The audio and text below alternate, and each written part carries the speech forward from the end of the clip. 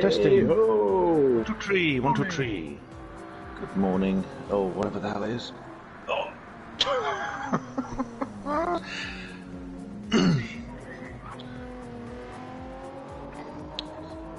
can mute you, and I can now start a broadcast. Many want to race, so there's too many. Not too many racing, obviously. That's stupid. Oh God! Eyes are streaming. The eyes are streaming just as we are. Right. That is really weird.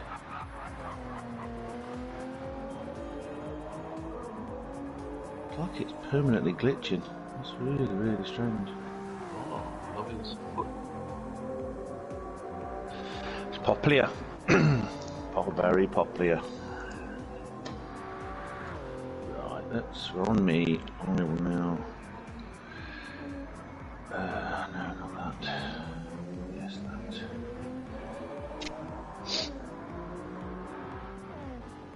So, hold on, who's in this party? Nico. Oh, Power Maxi. Hello. Hello. Sorry, you didn't say much. Guten Nachmittag. Guten Nachmittag. Oh, Mahlzeit. Mahlzeit.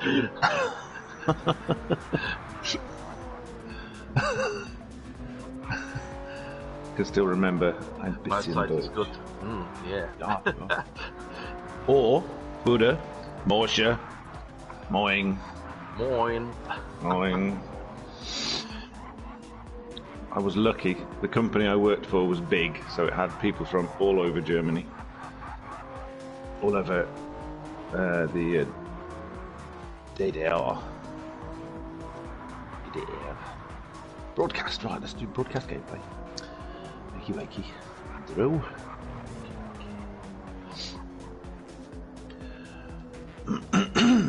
No. Oh, get the title. Don't call it Friday Frazzled again.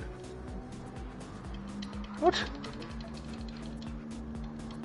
Backwards? Why would it go backwards? Oh, hello, Rue. Hello. Matt! Dirk, well, howdy. Sorry, I was just setting all the bits and bobs up and just getting the UNICEF link sorted out. This is Power Maxi, not Dirk. It's Dirk. Oh, Mr. Thor, how are we? Ha ha ha ha ha. I'm fine. It's the German accent. People say the Germans have no sense of humour. It's not true. It's just their sense of humour is cruel. Well, welcome in, Rue. I'm very excited for today. We've got so many amazing drivers on track, and obviously we're racing for an incredible cause. So I appreciate you being here, my friend. Oh, no problem, mate. I'm sorry, I'm a little bit bleh.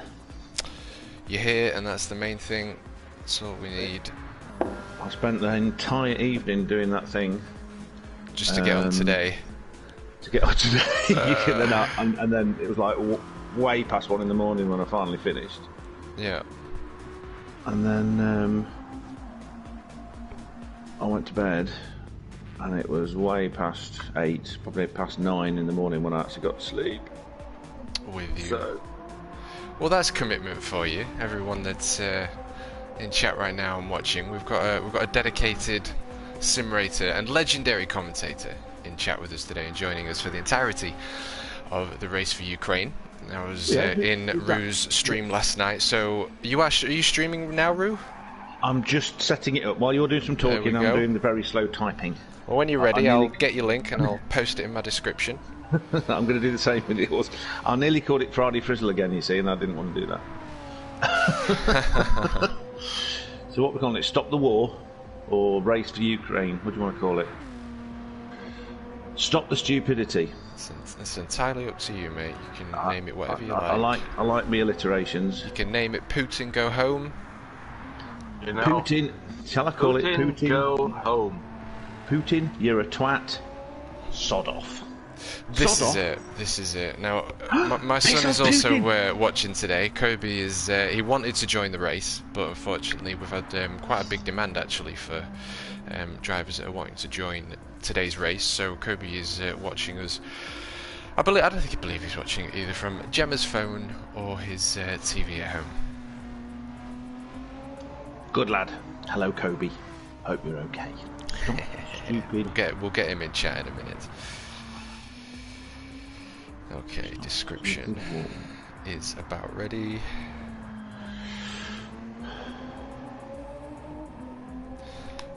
We've got Juby Jinx in the Renault today.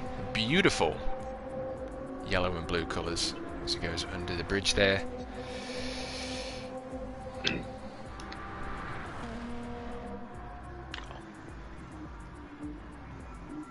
Bum face, get on with it. Okay, Discord, UNICEF, we are ready to rock and roll. And then afterwards I'll put in all the other links and stuff like that to like the charities. Diaco Bub in the beautiful, and I could probably talk about this dude for the entirety of the stream, but if you're looking for a livery, anyone that's watching, Diaco Bub is Gran Turismo's finest livery designer, and I put my name on that.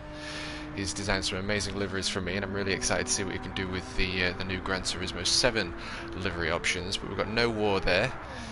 Oh, with the daffodil Diaco Bub on the side as he beautifully sends it into the wall there and has an encounter with Barry R. And now he's in pursuit of Dio and Mad Matthew. Dougie is joining us in... Is that a Bentley? Is that a Bentley? That's a beautiful car. Just type in the description, which is difficult because I've got to think what it is and then That's type it in. okay, mate. Mad Matthew is on the heels, both in beautiful looking Peugeots there.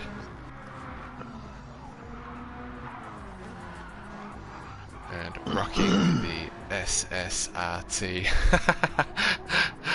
And now Diaco Bub makes his way as Dio waits for Mad Matthew. Nick in the Corvettage.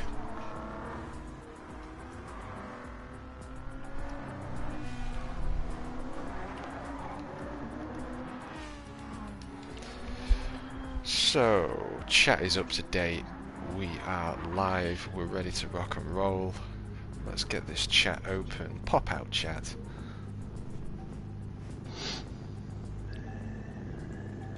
Mugelina in the Jaguar. Jag. Juby now being chased by Dougie in the beautiful... That Bentley is an absolute... We've had a little bit of contact there. Dougie is in a beautiful Bentley. That is probably the most nicest car I've even seen, I'd say. I'm assuming that's available for purchase for the road as well. Maxi in the Honda NSX. DTR logo as well. Big shout out to the DTR crew. Dream They Team have been amazing. Dream Team Racing, yes, Dream Team Racing. Diaco, Power Maxi, Moomin, Ian Cars, and Richie, the absolute legend. Legends! Richie a legend! He's definitely a legend. What? I'm going to quickly say hello to everyone in the other YouTubes. Zavasic is streaming. Oh, is he? Oh, we got Superfast. Is that what we're going to call him now? Superfast! No, because he's a Zavisic. It's Superfast. Yeah, well, £20 goes like to anyone who can take Zavasic out today. Yeah, I'm definitely going to be able to do that for two reasons. One, I'm not driving, so that lets me off the hook. And I might not need to say the next one, but it's because I'm crap. So, there you go.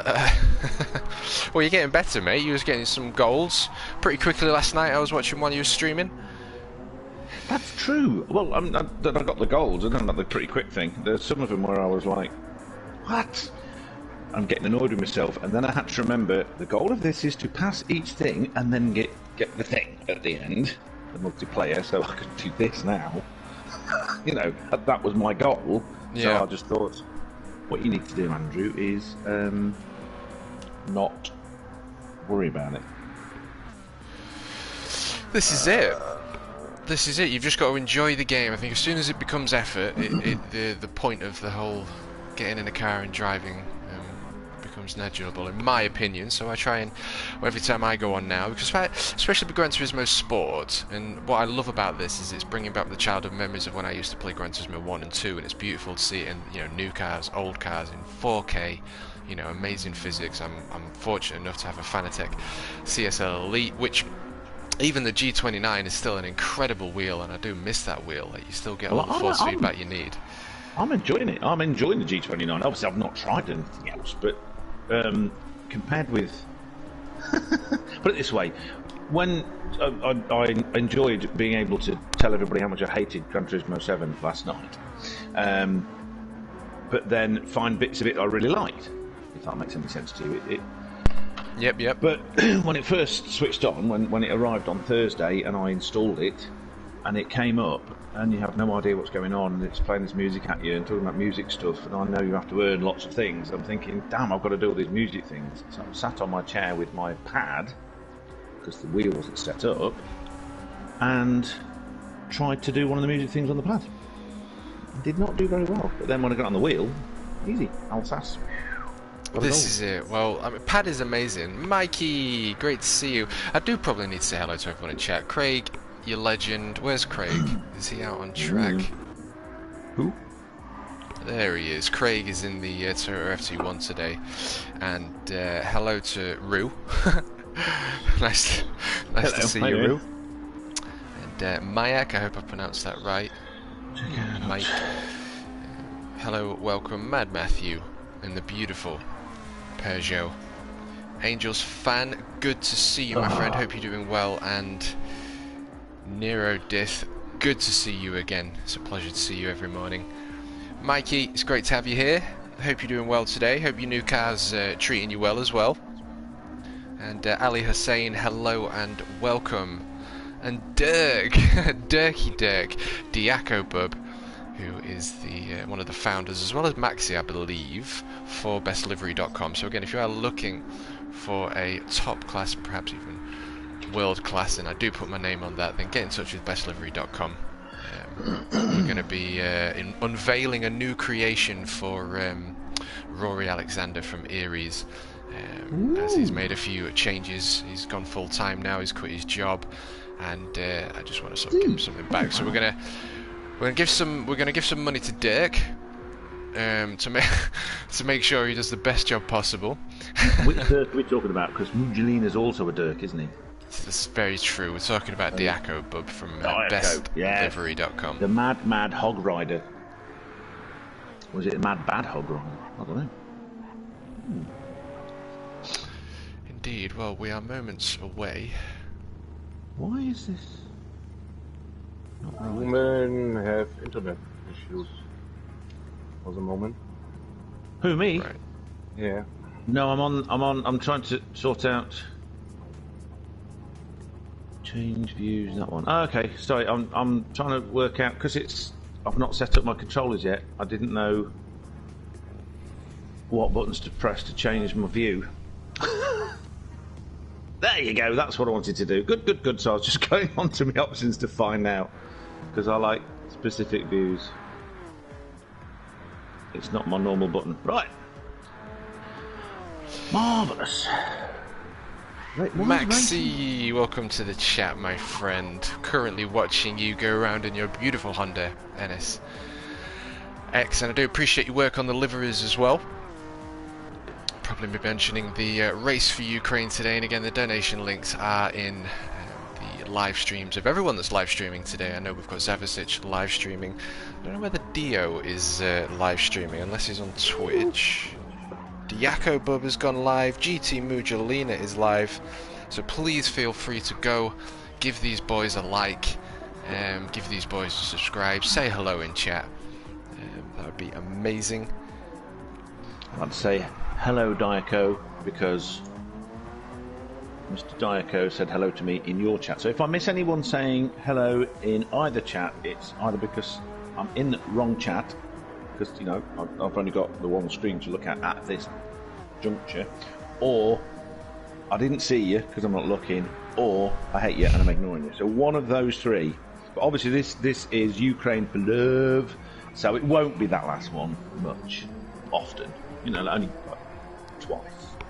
Obviously, Power Maxi I hate because he took me out over the mountain at Bathurst, and I'm still crying about that. It's not fair, because I was doing really well, and I'm not really upset, but I'm practicing crying on camera. There you go. How's that? Good. That's good. Yeah, that's good. Excellent. Good. I mean, I don't mind. I mean, again, we have got kids watching, but I don't mind a little bit of Putin go home. You know, which is what we've got on the front of Max's car. Restrict my naughty words to the ones that everyone knows, even kids. Well, depending where you live. Around here, they all know all the words, but you know. But you know, Kobe's a nice lad. I don't want to corrupt him, because by saying words like pop music, no, not pop music. I like pop music. I grew up with pop music. What's the rubbish they do these days that includes the Spice Girls? He never ever needs to hear that, because it's just, I don't know, it might psychologically damage him for the rest of his life, and everybody else. In fact, it did me. You know, it's like when I found out that Emma Stone was a massive Spice Girls fan on the Graham Norton show. And it's like, I liked you. I did. And then she said, girl power! And it's like, oh, girl power. Get, how many were there? 4, 5 talentless people. Do a marketing campaign on them, and you've got the next step after Stock Aitken and Waterman. Yay! Very true. The world really it's very needed that. true. And is it Chris or Christian Horner from F1? Christian Horner, Christian with Horner, Jerry Halliwell. Jerry Yes. Halliwell, the Spice Girl. That's it. There we go. But He's a lucky man. I've actually got to say, now she's stopped trying to sing, because I actually remember the Trouble of Pop when she did her solo. I'm going to call it a song just because I can't be bothered to think of another word for it, and we've agreed I'm not swearing today. And what she had was a group of fantastic backing singers, and then you could hear this monotone, out-of-key drone, and that was her. But she looked hot, she was dancing around a lot. But she's actually a really quite likeable person, you know? Indeed. I'll go to a party with her, and I wouldn't do anything, because I'm not that kind of guy, but I think she'd be fun, you know what I mean? We could talk about motor racing. And that's good. This is it. Hello to Bug. Juan. Is it Juan, your name? I know it's not Juan. But Bug has a beautiful 500 horsepower Subaru as well, which is he from nice to know. Brazil or Portugal? It's a good question. We'll wait for his reply in chat. Just trying to help, because if he's from Spain, it's Juan. If he's from, it's a J. If it's Portuguese, which is Brazil, that kind of stuff. I used to have a friend called Jose. He was from Sao Paulo, and people used to call him Jose, and he's like, no, Jose. I'm not Jose, I'm Jose. And we're all like going, yeah, but you speak the Spanish. Well, I didn't, because I'm not a moron, and he looked angry. You know. Now, I do just want to point out, Roo. Yes, sir. Sorry, you can continue if you want to. It's just no, you carry on. I've just noticed that leading the current qualifying session, because there is no qualifying, this is the qualifying with practice. Golden Botto is just under a 10th, but is a sniff away from Zavicic. Zavicic currently in P2, who's also just gone into the pits, but Golden Botto in the Subaru is taking P1 from Italy, is Mr. Maru. Oh, excellent. No, I mean, we'll work on the principles. It's been a little while since we've done our thing together, so I will defer to you, because you're the lead commentator, and also, especially if you can actually be talking about the racing, which frankly is the point, I suppose, you know, to the commentary of a race, as opposed to the ramblings that I do. Shut me up. You get in there. You get in there. That's what I'm saying. Get in there. Right, so let's look at Golden Botto. It's a very nice looking car. Wrong button. I'm not used to this button. There you go. No. Right, let's have a little look here. We've got 14 in. How do I look backwards? 30. No. Lee Monkey, just give me a moment, because there is a couple of people in here that There you go. might not necessarily should be. So just let me just sort that out. Ruth, can you just give me a minute if you can entertain the beautiful Jawohl, people? no problems at all. Thank you, sir. I'll be back in Diaco a tells me moment. nobody in Germany says jawohl. Now, people used to say it to me all the time. Jawohl. Mind you, I lived in... Jawohl, yeah, you know, like as a... Jawohl! Will you do this? Jawohl! And if they were angry, doch! So, I don't know what it's like, because aren't you in Berlin? Herr Thorsten? Berlin. Berlin? Is Berlin. Berlin? This is correctly. I can say, ich bleibe hier. Ich bin ein Berliner. Yes, I watched a play right at my end of my year in Ludwigshafen am Rhein, which is next to Mannheim, which is one of the places that the car was invented, and not far from Heidelberg, another one of the places the car was invented, motor car. I went to the Mannheim National Theater and watched Die Weiße Rosel, which is kind of a musical play that friends of mine were in. And there were all these different accents, and I was really pleased because I could tell there was like this Berlin guy is sat on a chair outside of this hotel, Die Weiße Rosel, in the Schweiz, I believe, and somebody wanted him to move, and he says, "Ich bleibe hier," like that. Heyo. Hi Matt, hi How are we Ru. doing? Welcome, welcome. Guten Abend. Ich bin ein Kugelschreiber. What? Yes. Kugelschreiber. There's a history to Jawohl. that. Jawohl, you see? It's telling me off already. Stop it. I try. I got No back one from says Germany. jawohl. And no one says, you see? No one. You'll be surprised to know there's one other phrase I know, auf Deutsch, and that is halt die Klappe. That is the correct one. Engländer, halt die Klappe. Du behind me. gebabbelst so viel. Oh, was babbelst du, Indy? Those were the days. I really liked that place. Oops. A lot of bumping. Oopsie. Whoops. I also know that a German dog says wow wow. Wow, wow. Wow wow.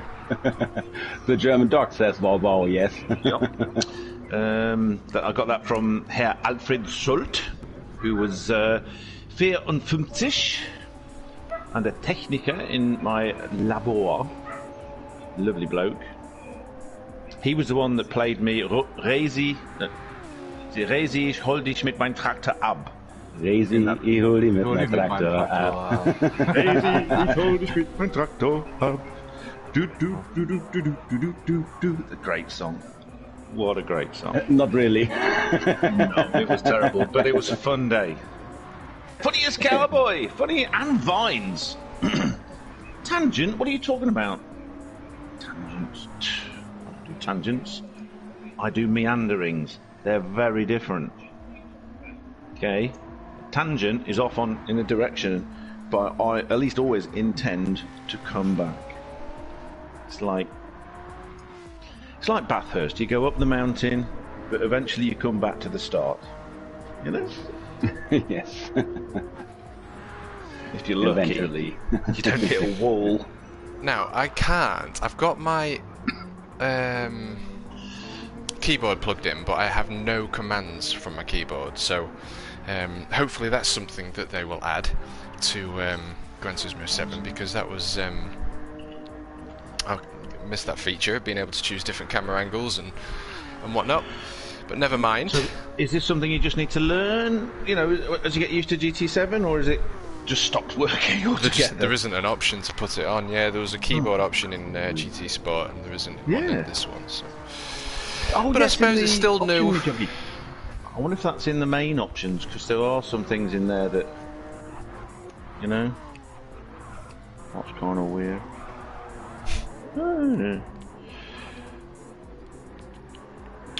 GT7 does some interesting screechy noises for the tyre noises. It's kind of like, instead of it being screech, it's a squeak, squeak, squeak, squeak, squeak, squeak, squeak, as it goes around the corner. It is on mine anyway. That's weird. Just something I'm noticing. Carry on, sorry. No, I'm just thinking 6 minutes and we'll get it going. Dead on 1:15. 6 minutes? Yeah, is that okay? Absolutely. Yeah, cool. Sooner the better. Yeah, we shortened the race a little bit as well. We was going to do 2 hours, but for 2 or 3 of the people that were joining, it was probably a little bit better to just shorten it by half an hour and give people a little bit more time on track for qualifying and practice. Maxi is 0.044, like them numbers, away from Shane in the McLaren GT3. So he makes his way up to the start-finish line. And Diaco Bub... Oh, Tonix just took Diaco Bub's position, so now he's P9. Oh no, shit. Diaco Bub crosses the line and takes time off, only 0.6 of a second away from Giant Tonic in P9 as the rear-engined Porsche continues to hunt down the mid-engined McLaren. I'm on medium tires. Mediums, okie doke. Perhaps I should change it to the soft one. Well, you've got a few laps left, so get them on, get out there. Fastest lap goes to Luka Zavicic in P1. Under half a tenth of a second as well, separating P1 to P2 there. 125, oh God. Yeah, I know, yeah, he's a quick dude, isn't he? We've got Flash Dagger in chat, my good friend. How the devil are we doing? Hi, Flash. Nice one, Dio. And Botto. So, Zav is in the Suprich, I believe, or is that the FT1? Surely it's a Suprich. It's a Suprich. Yeah. Botto just takes P1 back from Zavicic, nearly a tenth as well. Wow, 125.589 here at Deep Forest. One of my favourite Gran Turismo 1 and 2 tracks as a child. Christian's in P3 in the beautiful Ford GT with its looks like neons. Yeah, it looks like it's got neons in the engine bay, doesn't it? Yes, but it's not the engine bay. That's part of the aerodynamics. I always love this about this, is that it has... They've got like a Coke bottle, like on an F1 car. You know, the back of it, it actually sort of comes very steeply back in towards the rear of the car, and then there's 2 winglets effectively to give it stiffness and aerodynamic, other aerodynamic majiggies. I really like that. It's built to win Le Mans. You know? Built to win Le Mans. It's not built as a road car, it's built as a racing car. That's why it was so good. It's interesting, even just kind of talking about Le Mans, because I've seen the Le Mans film, and I am a massive motorsport nut, it's got to be said. And when you actually understand what Ford did at the Le Mans, it's quite a feat, because at the end of the day, although it was Ford, it wasn't. It was the engineers and mechanics that were responsible for making what they made. And what's even more interesting is we've got the brand new version that exists today, which we've currently got on stream, and also, all other manufacturers have had so much time since that iconic day where they've had to build their cars up and, you know, get ever faster, get ever grippier, get a little bit you know, a thousandth and thousandth and a thousandth every time. It's I do find it exciting. It's amazing, isn't it? The evolution. It's like when they change the rules in any of them, really, but especially Formula One. They change the rules, and then to slow them down, you know. Sometimes because of safety, like in the old ground effect days when the cars were going so fast they couldn't hold the neck. You know, they were going around corners so fast they couldn't hold the head up properly because the necks were just too weak. Even with the big bull-sized necks they had. But then they always find ways of getting the time back, don't they? They always find ways of getting the cars faster and faster and faster. And they will with this current system that they've got now. They always find a way.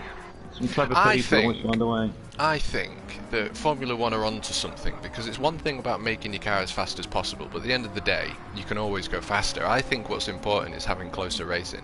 And I don't necessarily have the answers, but I think F1 are moving into a direction where, and I don't know if it's working, but instead of just going for balls out speed, yeah, still let the manufacturers do what they need to do, but I do like, you know, close racing, some side-by-side action. Well, I have a question for you, sir. Genuine question. Your opinion. Right. I was listening to someone that used to run, it's a guy called Peter Windsor, who's a YouTuber, and he does very good reports and stuff, videos on Formula 1, because he's a real insider, he knows a lot about it. And he was saying, he was talking about this thing about being able to follow easier and find and easy to overtake and all that kind of stuff. And he was saying the problem he has with it is that the very best racers could already follow.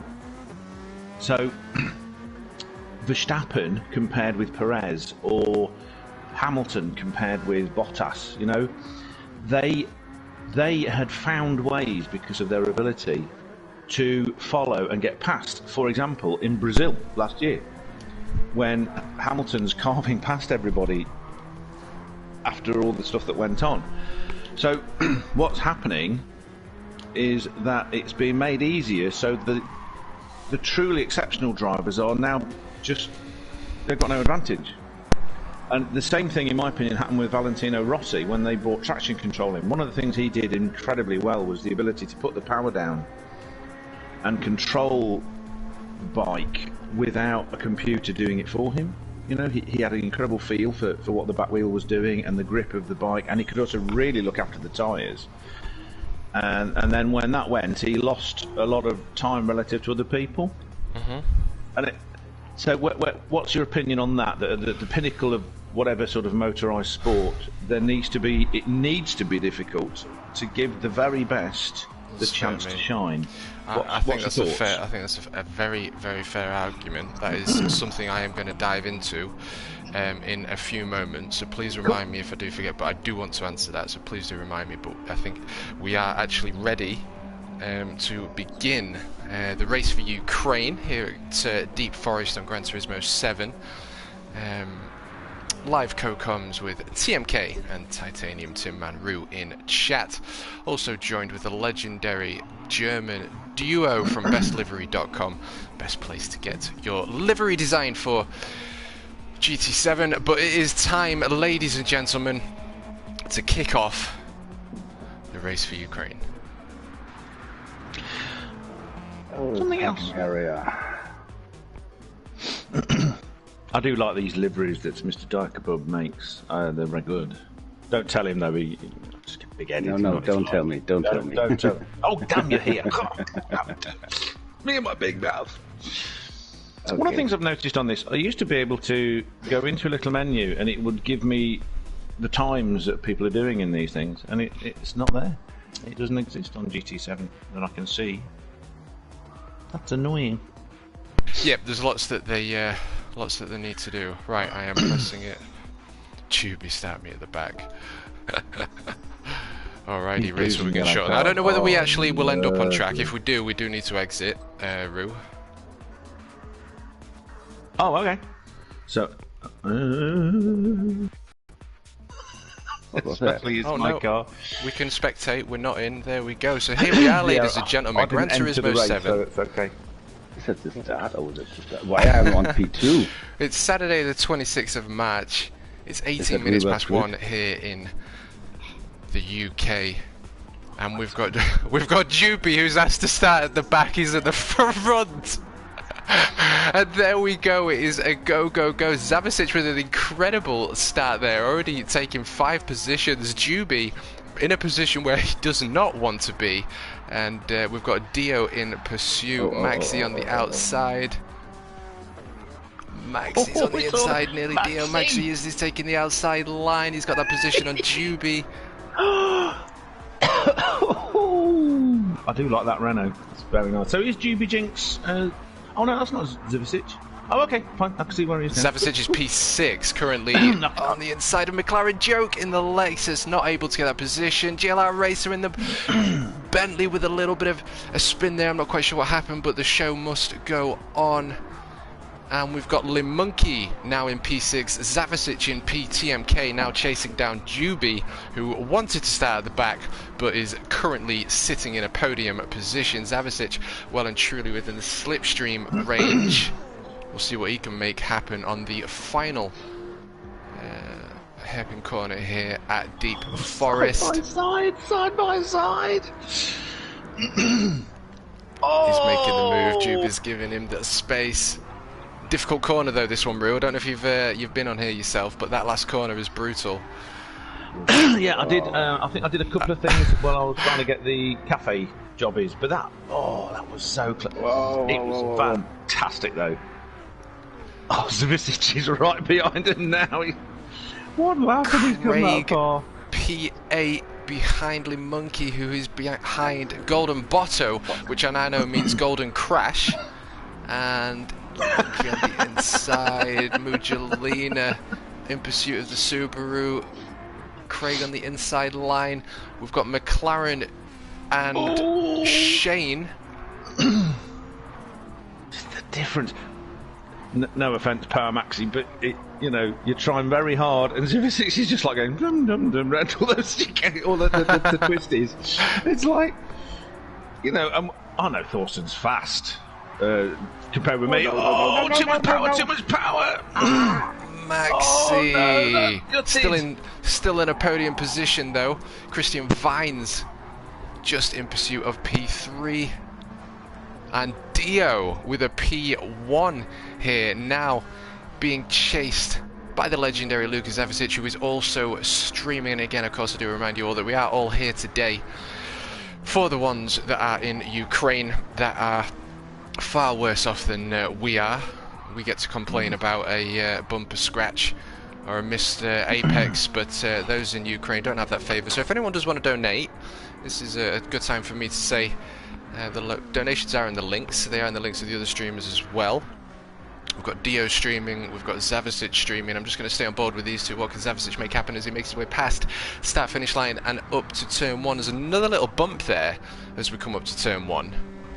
Alright, we're going to come back on with those boys. Maxi still in podium P3 position. Christian P4 in the beautiful 4GT. Golden Crash P5. Dirk number 2. Mujolina, who has been a big help setting up this Race for Ukraine. He is also live streaming, so again, go say hello, give him a sub. It's all about connection here. And Mujolina, 6th position. Is he on the inside line of Mauru in the 4-wheel drive Subaru? Christian with a little bit of slip angle there, maybe a bit too much. Still able to hold on to 4th position. It's a good battle this between those 5 cars. Indeed, McLaren is P8 and Shane P9. Pretty big train there from P9 to P3. Tonic on the inside, not quite able to get side by side before the corner. What's happened to Juby Jinx, who started and got at the front and is now at the back? I think he's just happy to be here. It's where he wanted to be, wasn't it? Well, I can understand that. I don't mind being at the back. We have got a battle though between, it's just Genesis, maybe that's not a Bentley, but we have got a bit of a battle here between Dougie as he makes his way up to the start finish line, as does Craig and Dirk. So those guys have got a bit of a battle going on. They're going to be into the, be interesting to see what they've chosen with regards to tyre choice as well, because obviously we're using the racing softs, mediums and hards. They have to use those tyres at least once. Okay, well, do you mind if I go through everybody and tell you what tyres they've got? So Juby Jinx at the back is on the mediums, Mad Matthew is on the softs, our very own Diakabub is on softs, 2 3s is on mediums, Dougie, 14 of the GLR variety, he's on the softs. Giant Tonic is on the mediums. McLaren, though, he's taking a bit of a gamble and he's on the hards. So we'll see if that pays out. Mr. R. Lee is also on the hards. Oh, there's a few. Okay. Another one that's on the hards is Mr. Vines, Chrissy, who's having a bit of a full side-by-side fight going into that last corner. What's going to happen here? Let's stay on board. Oh, very fair. Incredible. Hit each other on that corner as well. That was awesome. Just amazing. Mugilina and the other Dirk is on softs. Then we've got Mr. Power Maxi, who's on the softs, as he very well knows because he's doing it. As is Botto, as is Dio, and Zvicic is also on the softs. So there you go. Yeah, but Mugilina's going for the inside line, as is Le Monkey. Maybe 3 wide into turn 1 here. Le Monkey P6. Mugilina P7, but Mugilina is a quick dude, so it'll be interesting to see what they can do as those 3 continue to battle it out. And we've got an amazing fight between the McLaren and Lexus, between McLaren, Joke, and Shane in the McLaren. That was confusing my brain for a second then. McLaren in a Lexus. Yeah. And a Tonic in a McLaren, yes. Yeah. I wonder what that's interesting. I think he's advertising some kind of chocolate sweet on the back of his McLaren. I believe it's a nutty treat that's now a little bit gone off in the fridge, I think, with a soft caramel crunchy centre full of nuts. You get the meaning. Absolutely. PTN is peanuts in it. Anyway, where were we? No, I'm with you. I'm just gobsmacked with how beautiful this Genesis is that's been driven by Dougie, who is also now right behind Shane in the McLaren. So he's had an off, but he's also catching back up to P9. So we've got an awesome fight there. Craig clearly had an off because he was putting some amazing times down last night when we were on, and you could just hear Dirk there in the end of that camera shot. Continue to chase him down. Now again, with everyone using different tyres and the length of the race, I'm expected to see lots of action between different drivers at totally different times because of pitting, fuel, tyre choice, you know, the odd offs which always happen, which is part of racing. But Zavicic is P1.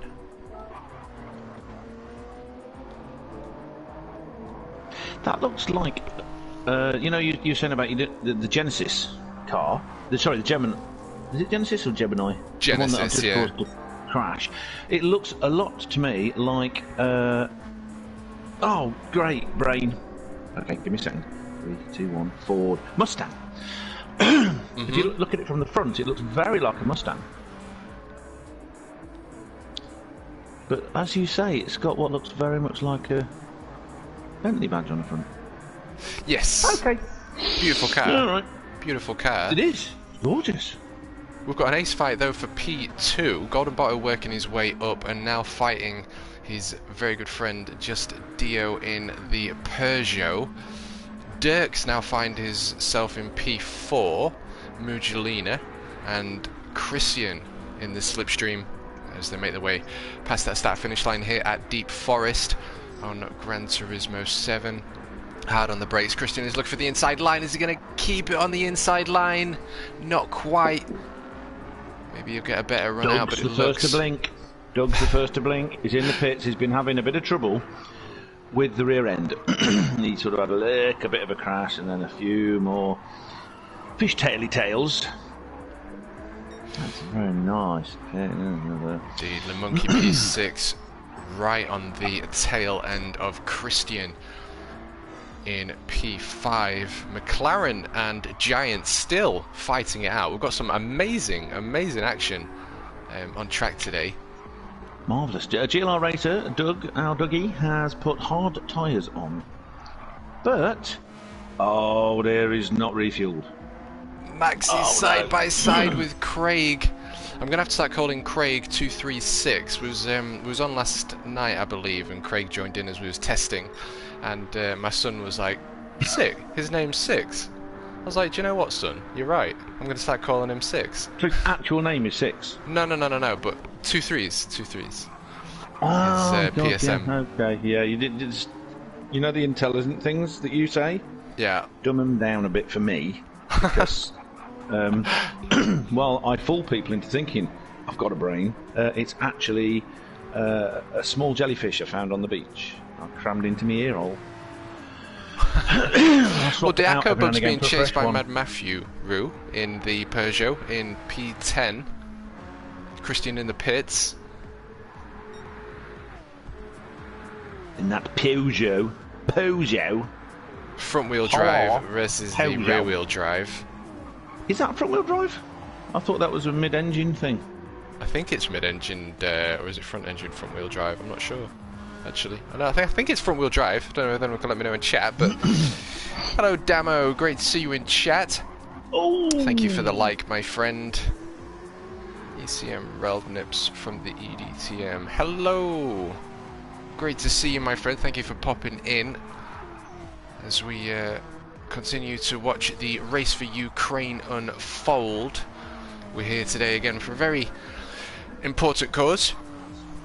We have those that are far worse off than us at this very given moment, and everyone that is streaming this event today has a link in the description as to why. So if you do want to donate anything at all, which of course will go to people that need it now, just like to say hello to Darren, who's telling me off, and I'll say hello to him. No, Darren, I'm not still going from last night. I did eventually finish and did the job, and then eventually went to bed about 1:30, and then absolutely didn't get to sleep. So, yeah, I'm a bit tired. Carry on. We're happy to have you here. Vines, I think, has gone from P4 to P11. McLaren is also in the pits in his Lexus. He's down now refueling. It's a pretty awesome livery design as well. I do want to give everyone a little bit of time with the liveries. Doug, bless him, went in, put on hard tyres, and then but didn't refuel, and he's gone back in, he's put on medium tyres, but he's now only got half a tank, so I don't know what's going on. I'm confused by these things. Yes, well, it got 63 laps to compete, which is around about a 90-minute race. We didn't do an endurance style and put it on 90 minutes, because when the counter reaches 0, it just completely and utterly ends the race. You can't, you know, drive it to the final lap, if you will. But so we worked it all out. We've gone for 63 laps. Dougie being chased now by Zavicic. Yeah, he's been lapped, just about to be lapped. Be kind to Zavicic. He's been very kind. He's been very kind to him, but he's obviously, he needs to understand. Dougie brakes better than me, but still like me, i.e. earlier than everybody else. Doesn't need to. Oh, look at this. Doesn't need to. The inside line. He's on the inside of Dougie in the Genesis. And Superage. Oh, Dougie's lost it. I don't know if there was any contact there or not. No, either way, the show must go on. on. Not deliberate. It was just. It was just good action. But it was a blue flag situation, surely. You know, there was. Unless you're talking about 1960s and 50s where they didn't have blue flags, you just had to negotiate as best Interesting. you can. Interesting. Back in those days. So you previously asked me a question, Roo. What remind me? It was. As you go, I'll kind of rephrase it a little bit as well. But as you go up the higher formulae, they have to get harder to drive. So Formula 1 cars are actually really hard to drive at all and get the best out of. And the idea being that the higher up you go, the more people, you know, it's smaller differences between the good and the exceptional. And these smaller differences need a more difficult car to show them, you know, to show them off. So in Formula 1, they're talking about how impossible it was to follow and overtake, and yet the likes of Max, Alonso, and Lewis Hamilton could do it. So, for example, in Brazil last year, they were charging past people because they knew how to follow closer than everybody else and get past. You know, and it showed their skill. Now that it's easier to do that, other people that aren't as good will be able to match them because they won't need that skill. Yes, I think Where it's a do very you good think point, that to be lies fair. in the sort of the thing that it's Formula One? It's meant to be hard. Yeah, What do you no, think? I think it's a very, very fair point. It's, I mean, obviously you don't want it to be all the cars constantly next to each other because that would, I guess, completely and utterly eradicate the actual driver's skill. But I think, Become Indy cars or NASCAR. yes, it's a fair point. Oh, Mugelina and Diaco Bub exiting the pits. Let's see what tyres these boys have on. So Christian's on racing mediums. Dicos and hards. Mediums for Mugelina. And they got full Botto's in the tank. pits. Oh no, Dico's only got half tank. Did he come in a while ago? Droopy Jinx. I don't Right, want well. to stay so long with the hard tires. That's fair enough. Oh, we could do like they do in British touring cars. You know, like where they as someone's going around trying to concentrate on winning, and then they took. So how's it going for you? And they go and crash. Stop talking to me, Dirk. What you need to do is practice. Pick Hamilton, or maybe Kimi, and do a relatively clean version of their response to being bugged by their engineer. Leave me alone! Yeah, man! Just leave me alone, man! Okay, man? I'll let you decide which one's which. I was Or you curious as to how long drivers would actually stay out on the track with the racing hards.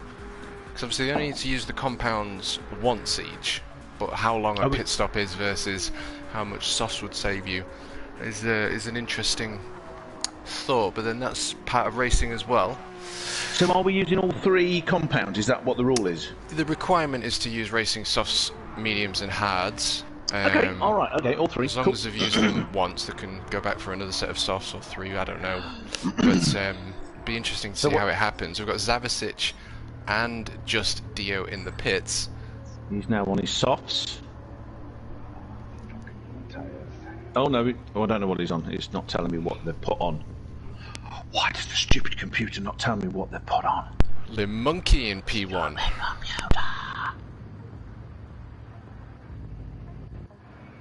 Ryan Racer. Let's have a look at Ryan Racer. Oh yeah, okay, fair enough. And yes, it's because I've changed the display on there for their PSN ID, just to mix it up a bit. God, mix it up a bit. Is that right? Only 12 drivers left? Dougie and Craig have left, yeah. Because apparently no one said the So other. 14 drivers, 2 left, 12 left.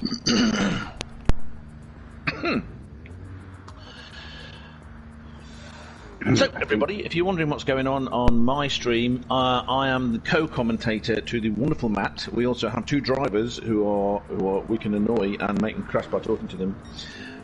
They're both Churman. And in my chat, I've got links to Dico and Matt, so you can click on there and watch better coverage, frankly. What else can I say? Give lots of money to go to Matt's, click on the links, give millions of pounds to UNICEF and the other charities that he's got there if he's got others, and say something nice in their chats. Something like, "How do you do, there?" And Darren, yeah. I was not ignoring you. Now I've clicked on that chat and seen you type that in, Darren. Well, lots of people. You've got so many people watching. They're doing that thing where it's all moving too fast to read. Your YouTube is it Titanium Tin Man or Snow Leopard? Ruse Racing Rambo. There we go. I've got you. I did put it in the thing. So Dougie's gone because I think he got fed up with what I was, the difficulty. Not difficult, I don't make it sound like, oh, it's too difficult, I'm not doing it. I don't think Dougie's like that. I think, I'll read what he says. Too much aggro driving. So that's fair enough. That's fair enough. I know Much exactly. driving, yes. Yes, yes. Okay. Agro's a great. This is why English is so popular with the world, because it has words like agro. It's not because it's a useful language. It just has lots of words for many different things. Big vocabulary. We have the same word in German. Ah, you nicked it from us, though. Yes, of course. Like steak. You took Aggressive steak and you made it your an English own. word. No Latin. I mean, you have schnitzel, a cut of meat, and then they go, no, we want der Steak, which means specifically beef. So, it is cow. But that's fine, because we also have lots of words that are in German. So, for example, Angst, which you know is the word for fear, auf Deutsch, is an English word also, meaning a feeling of sort of uneasiness and fear. It's a specific kind of fear. So, it's great. It works. I like languages. They're fun.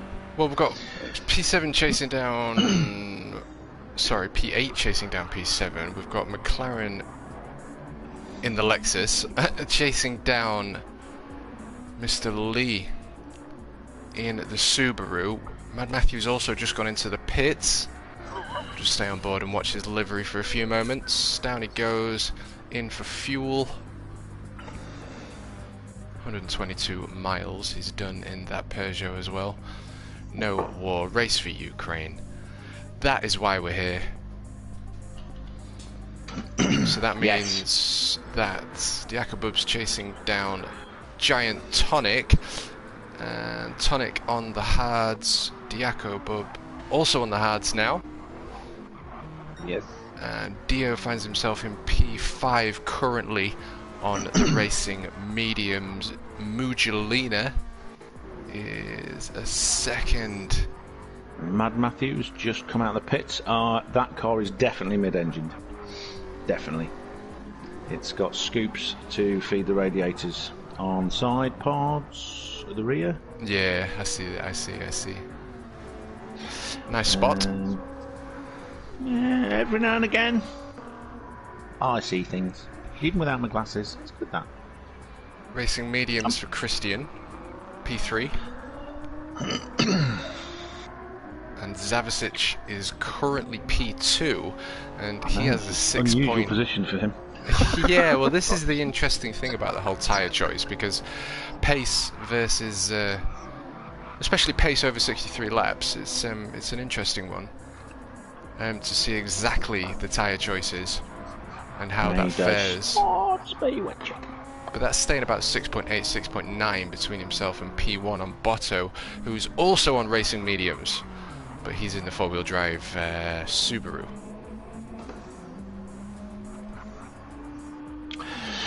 Everybody needs somebody love, somebody love, a sweetheart kiss, sugar to miss. What's the sort of length of time you can sing a song before they do a strike? Isn't there like you can do like a tiny bit of a song? As long as the frequencies aren't the same, you'll be okay. Damn. I'm probably in the same key. Be good if we could play some of our own music as well. It's a shame about the whole copyright laws, really. Be nice to have a little bit of Rush right now. Get some Rush playing. Red Barchetta. I mean, one day, if I ever take streaming seriously, that will be my intro song. It's about a car. I mean, come on.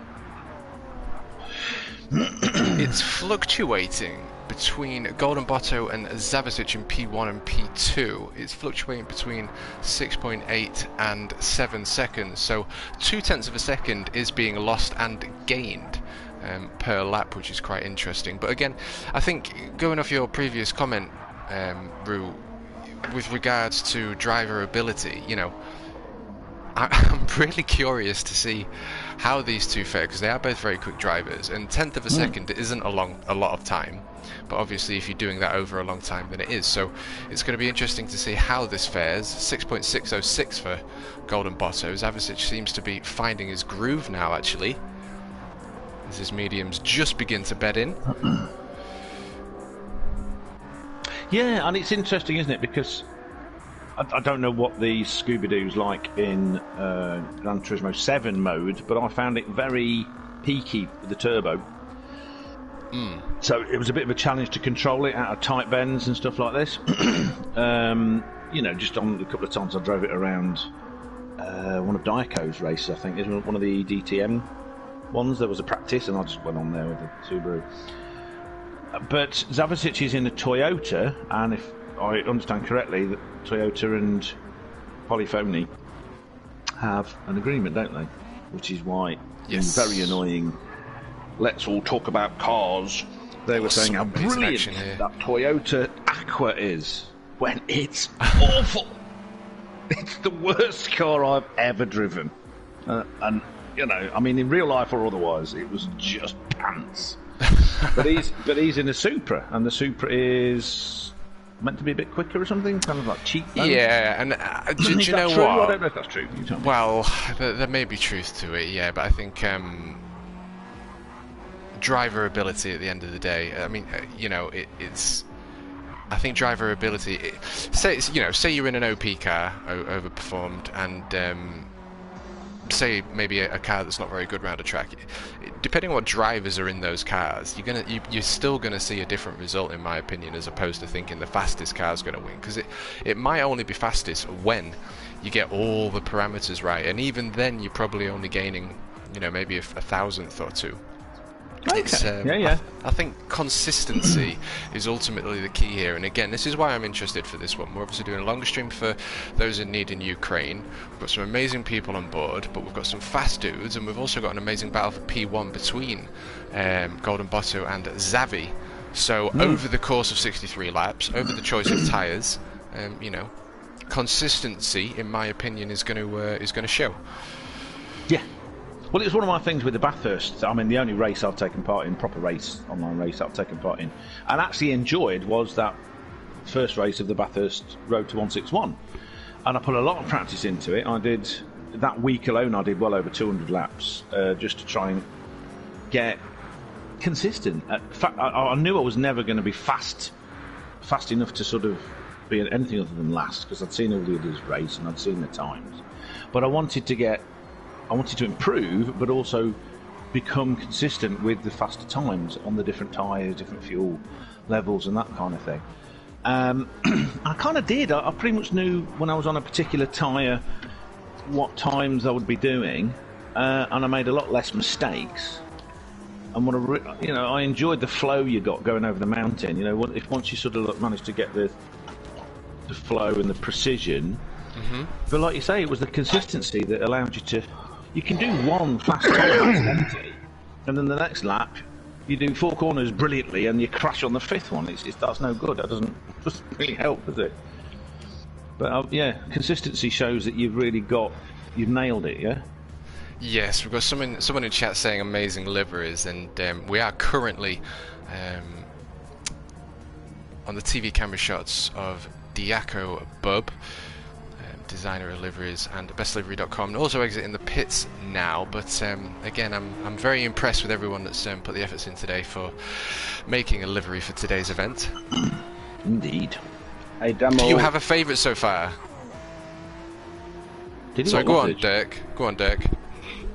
I just want to say hello to Damo. That was all. Sorry. That's okay, mate. It's no worries. It's no worries. Hello, Damo. I noticed Damo was at the top of some of the times on those on my road to getting multiplayer. So that, should we call it that? My journey to multiplayer status. I noticed that some of the things Damo was right up there. Yes, Damo is he's a quick dude. Hats off to him. He's definitely put the time in as well, because he's put some quick times down when I've raced with him, but I've also seen him on the top 10 leaderboards, and I've got a lot of sim races on my PlayStation, so to see him on the top 10 when I know that there's so many competing on Gran Turismo 7 is a testament to his ability. And like you say, the time he's put into it, because he's definitely improved in the year, because it's a year since I got Gran Turismo Sport and the PlayStation. You know, so yeah. Yeah, we've got Golden Botto in the pits, going for a different set of tyres as well. Assuming he was on the mediums, I believe, so maybe he's gone for softs. He's on the mediums. He's got no fuel left. Yeah, and he's gone from P1 to P3 now. Zavicic taking that position.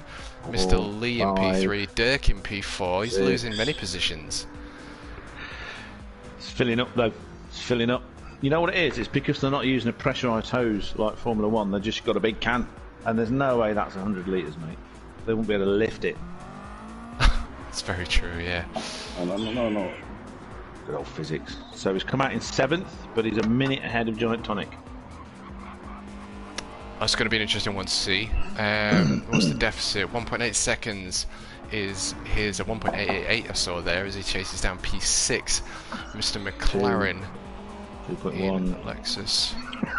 2.3. He's getting there. Oh, he's on the racing hards now. Well, we're nearly halfway through the race. No, it's funny when time just seems to fly when you're in the moment. We are absolutely nowhere near halfway through the race. We are on lap 21 of 63, so we are a third of the way exactly. That's fair. We're a third of the way into the race. That's like a politician's move, isn't it? This is like when they went.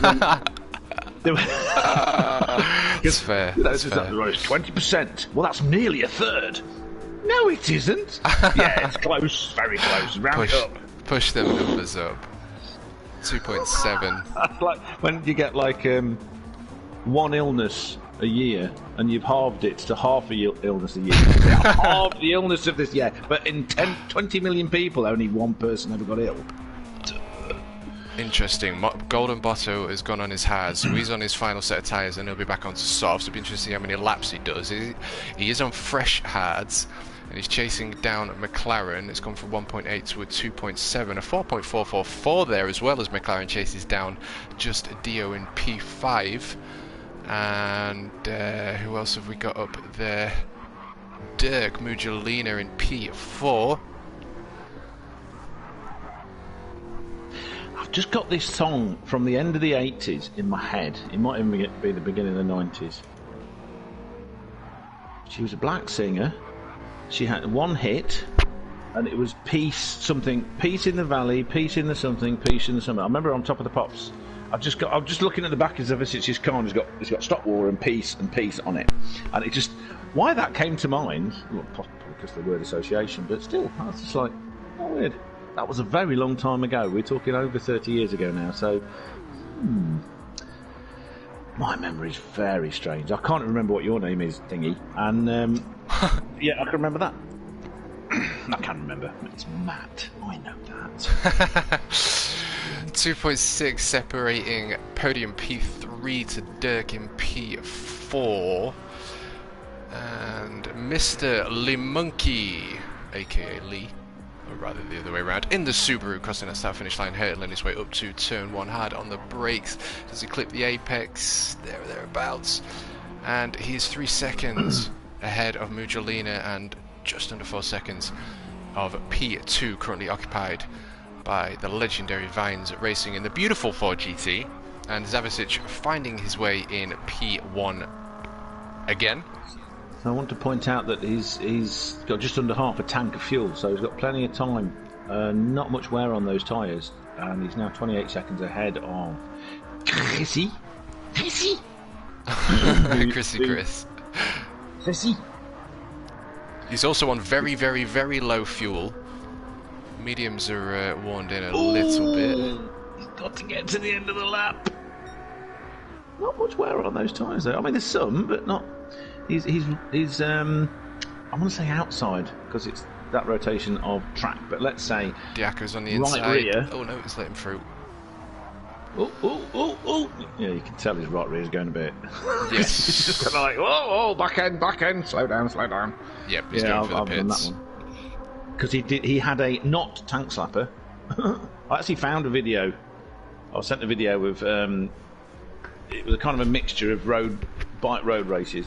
So a little bit of Isle of Man, a little bit of the Northwest 100s and Ulster 100s and this kind of stuff. Nutters doing over 200 mile an hour on public roads, you know, that kind of thing. And one guy came over a rise and hit down and had a tank slapper. And it was great. I sent it to Hugh with the timestamp saying, this is a tank slapper. Look at the bars hitting the tank. There you go. It's great. I love it when I can illustrate my point with real footage. This Vines in the pits. It's, yes, losing positions, but again, is he losing positions? That's the real question. When we've got nuclear fusion powered cars, then we don't have to do pit stops. But until that time, you need fuel.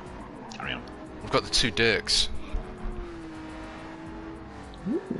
Just making their way under the bridge, coming up to the very awkward final hairpin here at Deep Forest. One of my favourite tracks as a child. I did want to perhaps... Oh! Yeah, it's a horrible corner. It's that where it dips in the road. It really does catch you out. I don't know how to take it. Because this is something I was learning, and shut me up because this is not important, but you know, the part of the GT7 experience. You know I like tuning, and the way the tuning's happening. You know, Durka side by side into turn 1. No, that's overlapping. With you. He wasn't trying to be nasty. All he was doing was trying to not crash, because you know he's in that Kiefer. Big pendulum out the back. I want to kill you. Why? Because I can. You know. I guess it wasn't the best choice, this car. Well, oh, don't say that. That's what I've chosen for my World Series car. Really? Yeah. Wow, I've got a massive respect for Porsche recently. A huge respect for them. They make some very nice cars. Race breed. When I'm rich, I don't want to be famous, but when I'm rich, I will be buying a brand new right now Porsche Boxster S GTS 4-litre manual, 6-speed manual with a 4-litre flat 6 naturally aspirated. It's like the last proper analog car, I think. But okay, it's expensive, but it's not like super car, but it's fast enough. 2-seater, nice open top for nice weather. Built by Porsche so it won't break. What a great car. It's fantastic. It's just they still persist. The things they've done with this pendulum is amazing. However, it's still a pendulum. It just is. Indeed. There's two things that I want to say right now. The first one is Zavicic is making his way. We've got blue flags being waved. As Zavicic is making his way through the field, showing his goat-like qualities. He's also took a real Porsche around the Red Bull Ring. Oh, Maxi round that horrible final corner. Zavicic pushing through. But the Subaru is an all-wheel drive, not four-wheel drive. I did get that wrong. And I we've believe also it's rear-wheel drive in this version. Because it's GT3. Rear wheel. Yeah, because it's a GT3 car, it's rear-wheel drive. I believe, I think. Sorry, just sound like I'm sort of doing... Yeah, that's not what I... No, not at all. I said it was four-wheel drive earlier. Well, what's the difference? See, this is... People say all-wheel drive, four-wheel drive, and it's like, if it's got 4 wheels, it's the same. I do think there's a difference. I don't know whether four-wheel drive means all the wheels move independently and all-wheel drive means the front and back move independently with the diffs, or vice versa is what I've just said. Maybe chat can let me know.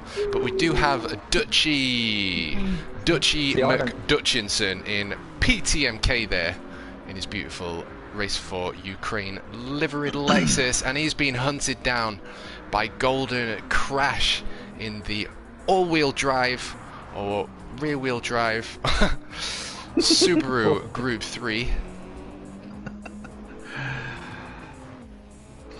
0.3 of a second separating P45. Because the first sort of four-wheel drive car was the Willys Jeep, I believe, or the very early one. And then the Willys Jeep was taken apart and modified on Anglesey to make the Land Rover, just called the Land Rover, Series 1, on a beach on the west coast of Anglesey. The first on-road, and then of course you had the tractors. It was called the Formula Ferguson. Formula Ferguson. If you see FF cars, that means Formula Ferguson, because Ferguson might have even invented the four-wheel drive. I don't know, but the first on-road four-wheel drive system was actually in the mid 1966, I think it was, something like that. Yeah. The Jensen Interceptor FF, which was also the first car to feature ABS, which it was Dunlop system that was used on airplanes, adapted for cars. Then the next one of any note was, of course, the Audi Quattro. But the thing about the Interceptor is it had a limited slip diff in the centre, whereas the very first Audi Quattro didn't, so you could still get one wheel spin until they realised their mistake and they put limited slip diffs in it and made the Quattro the true Quattro system that we know. So they're all, and then you get your Range Rover. The Range Rover had a limited slip diff as the centre diff, so it was a more advanced four-wheel drive system than the Land Rover, the actual normal Land Rover, Series 1, 2, 3, whatever, because they were lockable diffs. You could lock them if you were off-road, but when you were on-road, it gave you a bit more security, but not much. You couldn't. It would wreck the transmission if you had it. You need slippy conditions. Yeah. Transmission. But then you get. I mean, all-wheel drive makes sense to me if you got something like these massive six-wheel or eight-wheel trucks, you know, that for very slippery conditions, like the big Volvos they use in quarries, or military trucks, you know, with 8 wheels, that kind of thing. It makes sense to call them all-wheel drive as a sort of a shorthand. I don't know. Well, what guys? Subaru Group 3 are FR or rear-wheel drive cars. There are no Group 3 cars with four-wheel drive or all-wheel drive. I don't know if we had a different comment earlier. Let me just have a look. See. Possum equals Porsche. Funniest cowboy. Oh dear. Possum is so. Mr. Funniest cowboy, is Possum like Finnish for Porsche or for car that spins every time you try and put the power down on the bed? It's a good question. It's a very good question. Sorry, it's in my chat. He's put Possum, P-O-S-S-U. But do you use in P3 in the Peugeot? We've got Limunki, Mr. Leon P2, Zavasic making his way through the field. I'm reading your chat. Carry on. You just carry on. I'm reading your chat. I haven't got a mute button, otherwise I'm muting. I'm reading. Surreality, favourite Porsche 944 Turbo poster as a child, yeah. That's an interesting thing about Porsche as well. I was never ever into Porsches growing up for the sole reason I didn't like the way they looked. But now I've grown up and racing's come on, like we mentioned earlier, I've got a real passion for Porsche because they are serious, race-bred machines. I know the necessarily amount of, I mean, the top end isn't supposed to be as good, is it? In the Porsche, but the handling is supposed to be the best if and when you can get the most out of it. When you say the top end, do you mean road cars or racing cars? What are you talking about? All of them, absolutely all of them. I think the lap record for the Nürburgring is the Porsche. I believe it's the 919 something Evo. I can't quite remember, but it did the Nürburgring in like 5 minutes 14, 5 minutes 40. I can't remember, but it's the quickest lap time. They tend to chase Nürburgring and Nordschleife times, Porsche. The thing is that the Porsche, I mean, back in the day, the Porsche I loved was the 959 because it was just incredible. It was that four-wheel drive system was so incredibly advanced, and of course they made it to be a Group B rally car, and then they used it for rallying. And it had this multi-clutch centre diff, and it was just an incredible car, and so fast. It was also, I don't know if like the first or anything like that, but the way they had the turbos on the car, most turbos when you've got something like a flat 6 or a V6, they'll have 2 turbochargers of the same size, one for each side. You know, so it's all balanced out and equal. Yeah. This doesn't have that. That's in parallel turbos. But the 959 had it in series, which is popular now with like these twin turbo diesel BMWs and petrol BMWs, like the 3-litre straight 6 engine they use in the M3 and stuff. They are now the same as the Porsche 959, which is in series. They had a small turbo for the lower RPM and then a big turbo cut in, and it reduced the lag. And that thing could do 195 mile an hour, so with only 450 horsepower in the 80s. So sorry, this is interesting. Hold your thought, but we've just had Justio exit the pits in P3, but he's now behind his very good friend Matthew, who is a big fan of Orange is the New Black. He's in P11 though, with a couple of incidents, I believe. But we've got these two fighting it out in identical cars now, in the Peugeot.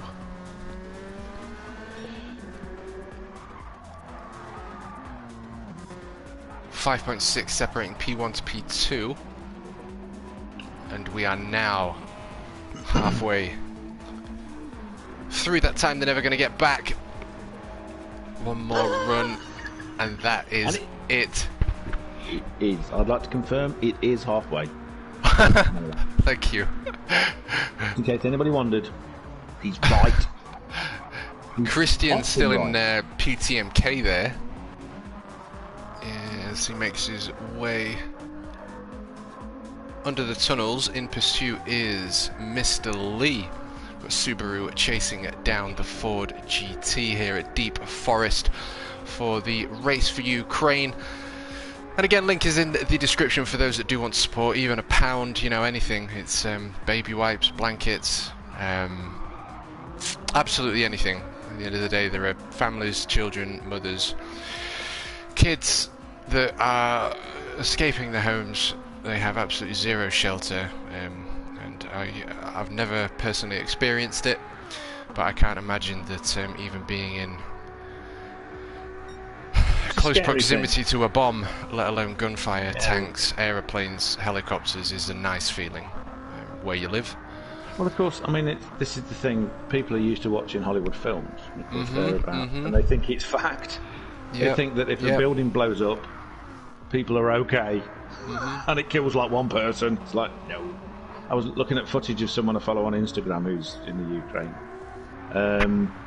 and they had to flee their home, so they stopped posting. And the next post they had was a video of a missile hitting a building opposite them.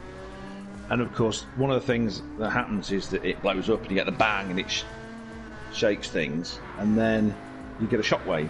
And the shockwave broke all the windows in their apartment.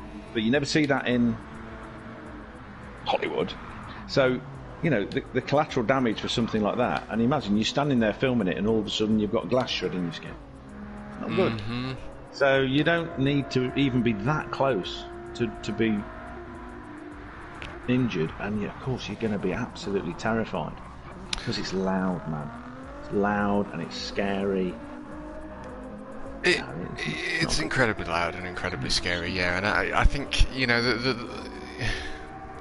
Mujolina, in all honesty, came to me first and presented the idea. And as soon as he said, let's do a Race for Ukraine, I just thought, well, that is an amazing idea. I'm absolutely going to be donating myself, because, you know, it will only be a small amount because that's all I can afford. But I do know that it will go towards something extremely valuable to those in need. It's such a horrendous thing, isn't it? It's a very difficult situation. As Serenity just said, it's a terrible situation. The thing that I was listening to a lot of people talking this stuff, and one of the biggest problems you get the politicians in Britain trying to sound like they're, you know. What? Okay. Oh, Moomin. Yeah, bye-bye, Moomin, yeah. Bye-bye, Moomin. Virtue signalling, saying, oh, we need to do a no-fly zone, we need to do this, we need to do that, and then you get some people with a slightly more level head saying the problem with that is that Putin is mad as a box of frogs and really doesn't really care. And if you do that, he's got this button with his nukes. That's what we're being told, isn't it? Yeah. Well, he has, because when they did all the political thing, because we all thought we were safe. You know, I was in Germany when the wall came down, and it was amazing. It was just fantastic. That's the year I was there, 89, 90, and it honestly, I grew up with all of the fear of nuclear war, and it was terrible. It was terrifying as a kid in the 80s, and you know, you're old enough to sort of be cognizant of the danger, and young enough to not be able to do anything about it. So it was a fantastic time, and everybody thought, well, we're all mates now, we're all friends. And it was great. But then, so all the disarmament, world disarmament, which was a wonderful thing, because we don't really need all of these stupid things. But of course, Ukraine got rid of all their nuclear weapons, and Russia just kind of didn't. Sort of people got in charge there. You've already got the bigger stick. Yeah, they got the biggest stick, and they weren't going to lose it. And who was going to? It's like watching Team America World Police talking about Kim Jong-il when they won't let Hans Blix look around his weapons of mass destruction. You know, it's just the same. What they're going to do. I think at the end of the day, you know, I think the issue I have with it all is those that are being captured from the Russian army are saying that they were sent out for training exercises and that kind of thing.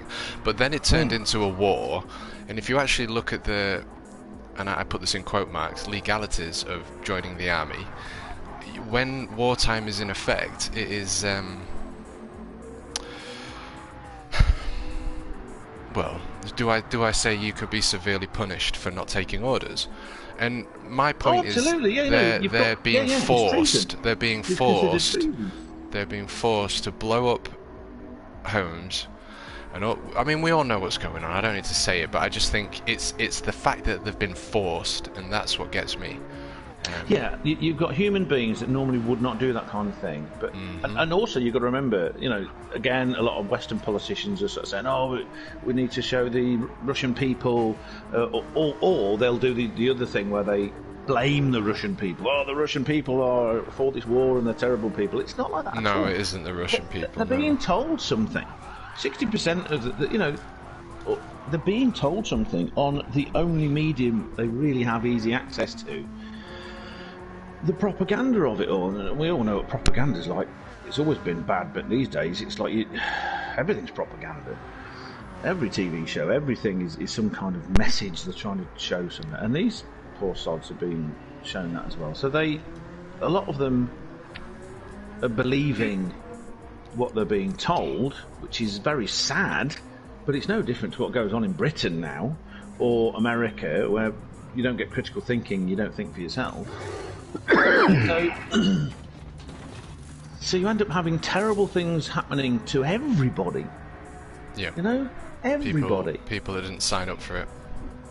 I mean, that's the other thing, isn't it? I mean, I don't agree that war should exist, but the other side to it is both parties have agreed to, you know, pick up a gun and shoot, which is the problem. But I do just want to quickly interrupt though as well, as important as it is. We've got Diakobub in the pit. Dirk, did you want to say a word or two with anything, best livery? How we feeling? What? Sorry, I'm a little bit concentrated right now. I just don't know if you wanted to say any words. Don't worry about that. You just crash. It's fine. As Max is on his heels. When I don't talk, I drive much better. Yeah. I can. That's fair. We've got DTR Diakobub now just ahead of DTR Power Maxi. Very good friends. How could I get there? That's interesting. He was far in front of me. Well, this is the interesting thing about the pit stops. I think it's definitely sort of shook up the strategies and see who gets already what. My third pit stop. It's skill, Diaco. That's what it is. Pure skill. You've just, I don't know. You sort of you used the Schwartz. Just Dio coming up to a couple of back markers. There'll probably be a blue flag being waved from the marshals here at Deep Forest. There it is. Just Dio. Is he going to take the inside line from Juby? No, he's going to take the racing line.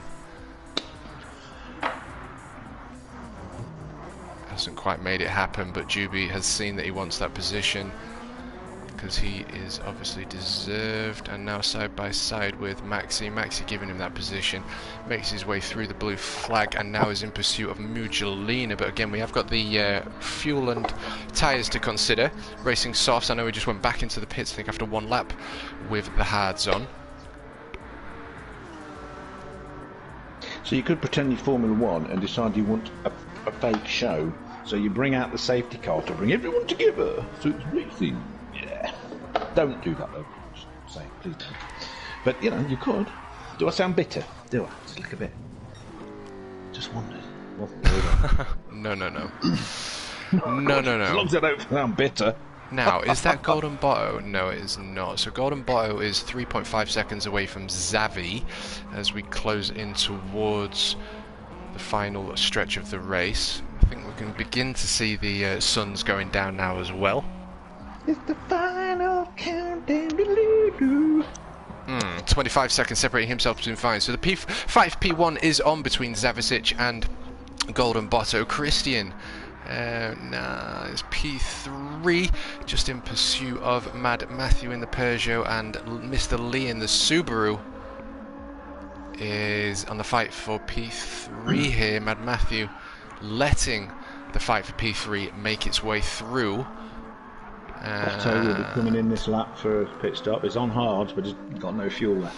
Interesting. Probably put softs on as well. Have you said first pit stop? Golden Botto's coming in for a pit stop. Yeah, well, he will be, because he's got no fuel. Not the third. Oh no, he's done about 4,612, just like everybody else. Because that Scooby-Doo drinks petrol. No, he doesn't drink any more petrol than anything else. Well, Christian in the beautiful 4GT is a mile away from the infamous 400 miles that he'll have completed in that 4GT. Kevin Lee in the slipstream as we go for the inside line. He's taken up. I think he's already side by side. He's got priority over the corner. Christian's had to concede because he was side by side before the turn-in. Is he though? Incredible. So he's coming in too. Into the pits for Christian. Kevin Lee stays out. This is going to be interesting ones as we come towards the final of this race. We've got different tactics at play here. Golden Botto also in the pits, so that was a good call from Rue there in the Subaru. 3.936 separating himself, although he goes down that leaderboard. Dutchy in P3, currently holding a podium position. We'll see what they do. And Christian in the 4GT fueling up. He'll be back on with the softs, and it is going to be a push. A push-each. There's quite a few songs actually on Gran Turismo, and it sounds like they're saying push-each. They probably are. I mean, on Gran Turismo 7, they keep saying, "You've got a driver coach," and he looks like he lives in his mum's basement and needs a haircut. So, you know, when you got some genuinely fast people like Zivicic and, you know, super famous, wonderful people like you coming out with these wonderful statements, why not nick them and use them? Maybe they'll give you royalties. Oh, that'd be good. Wouldn't that be good? You know, I think it's a fair point that actually we've got Giant Tonic and P8 here, but I think I mentioned F1, and I'm not bringing this up because of what happened, but the final race of F1, when I started watching it with Kobe, and that was one of the races that we paid for and we watched, and when that final part happened, my heart was through the roof. I don't consider myself a massive F1 fan, but my heart was through the roof because I was like, I cannot even believe this is happening, and the adrenaline that was going through me. And it reminded me of the UFC in the sense that it's all for entertainment. And yep. I do believe that F1, you know, cash is king. I think most of the cars on there are Mercedes, the different teams, and I think Bugs mentioned a pretty good point that, you know, the F1 driver, his dad actually does deal with Putin. You know, cash is king, right? Well, the only reason, like we've said before, anyone that's in F1 is a fast driver, a very fast driver, right? That's you have to be drive one of those cars. I've got to be doing it. But he was awful. as an F1 driver. His only way of ever getting past Schumacher, who's young Mickey Schumacher, as lovely as he is, with the name to go with it and all that kind of stuff, it's not very good. But at least he won. Shut up. Too. Oh, come on. Zavicic is in a right sandwich at the minute. Yeah. I mean, he's like I say, he's a hell of a lot better than I'll ever beat, but he's not very good. But, you know, he's not full of himself. He's a really nice lad. Whereas Marzipan, you know, Chiquitita Marzipan, when he's at Monza last year, and he just sticks himself at the, I can't remember the name of the chicane, it's the second chicane. You go around there, and he just shoves himself there, and smacks, and expects Schumacher to just, drive off the road or not race him. And then goes, he hit me! No, what happened is that you're an arrogant little twerp and you shouldn't be in that car. Duh. The only reason he's in that car is because Haas really needed the money from his dad. You're not wrong, mate. You're very true. The chemical company. That's true, absolutely true. But gives the Schumacher another car, I guess he would do a better job. Perhaps. Yeah, give him a while. He did the F4, F3, F2, all with championship wins in the first season. Absolutely. Can't be so bad how you are saying. I don't dislike the guy, and he is, like I say, he's a fast driver to even be there. But you know, we all know when Alonso was in God, what was it called? Became Toro Rosso. Was owned by an Australian. He was there with Mark Webber. What's gone wrong with me, brain? Hello, brain. I'm not sure. I can't help. The back team. The back. Drinking helps. No, it doesn't. It doesn't. And you know full well it doesn't help me. Anyway, oh, I nearly had it. Anyway, it's an Italian team. It's now Toro Rosso, or whatever Alpha Tauri. It was in Toro there. Rosso. No, it's before Toro Rosso. Before Toro Rosso, Red Bull bought the team and it became Toro Rosso. But it was the slowest car. It was Sauber. No, because that's now Alpha. Slower than Sauber. Sauber's always they were put it this way: when BAR were rubbish but had tons of money, the cost of BAR's motorhome was the size of the budget of that team. It will come to me. Anyway, Alonso and Webber were both in it, and everyone knew. No, it's not Sauber. Super Aguri. No, that was a Japanese team. I guess. It began with an M. Minardi. Minardi, thank you very much. When Alonso was in a Minardi, that was his first team in F1, everyone could see the sheer ability the guy had.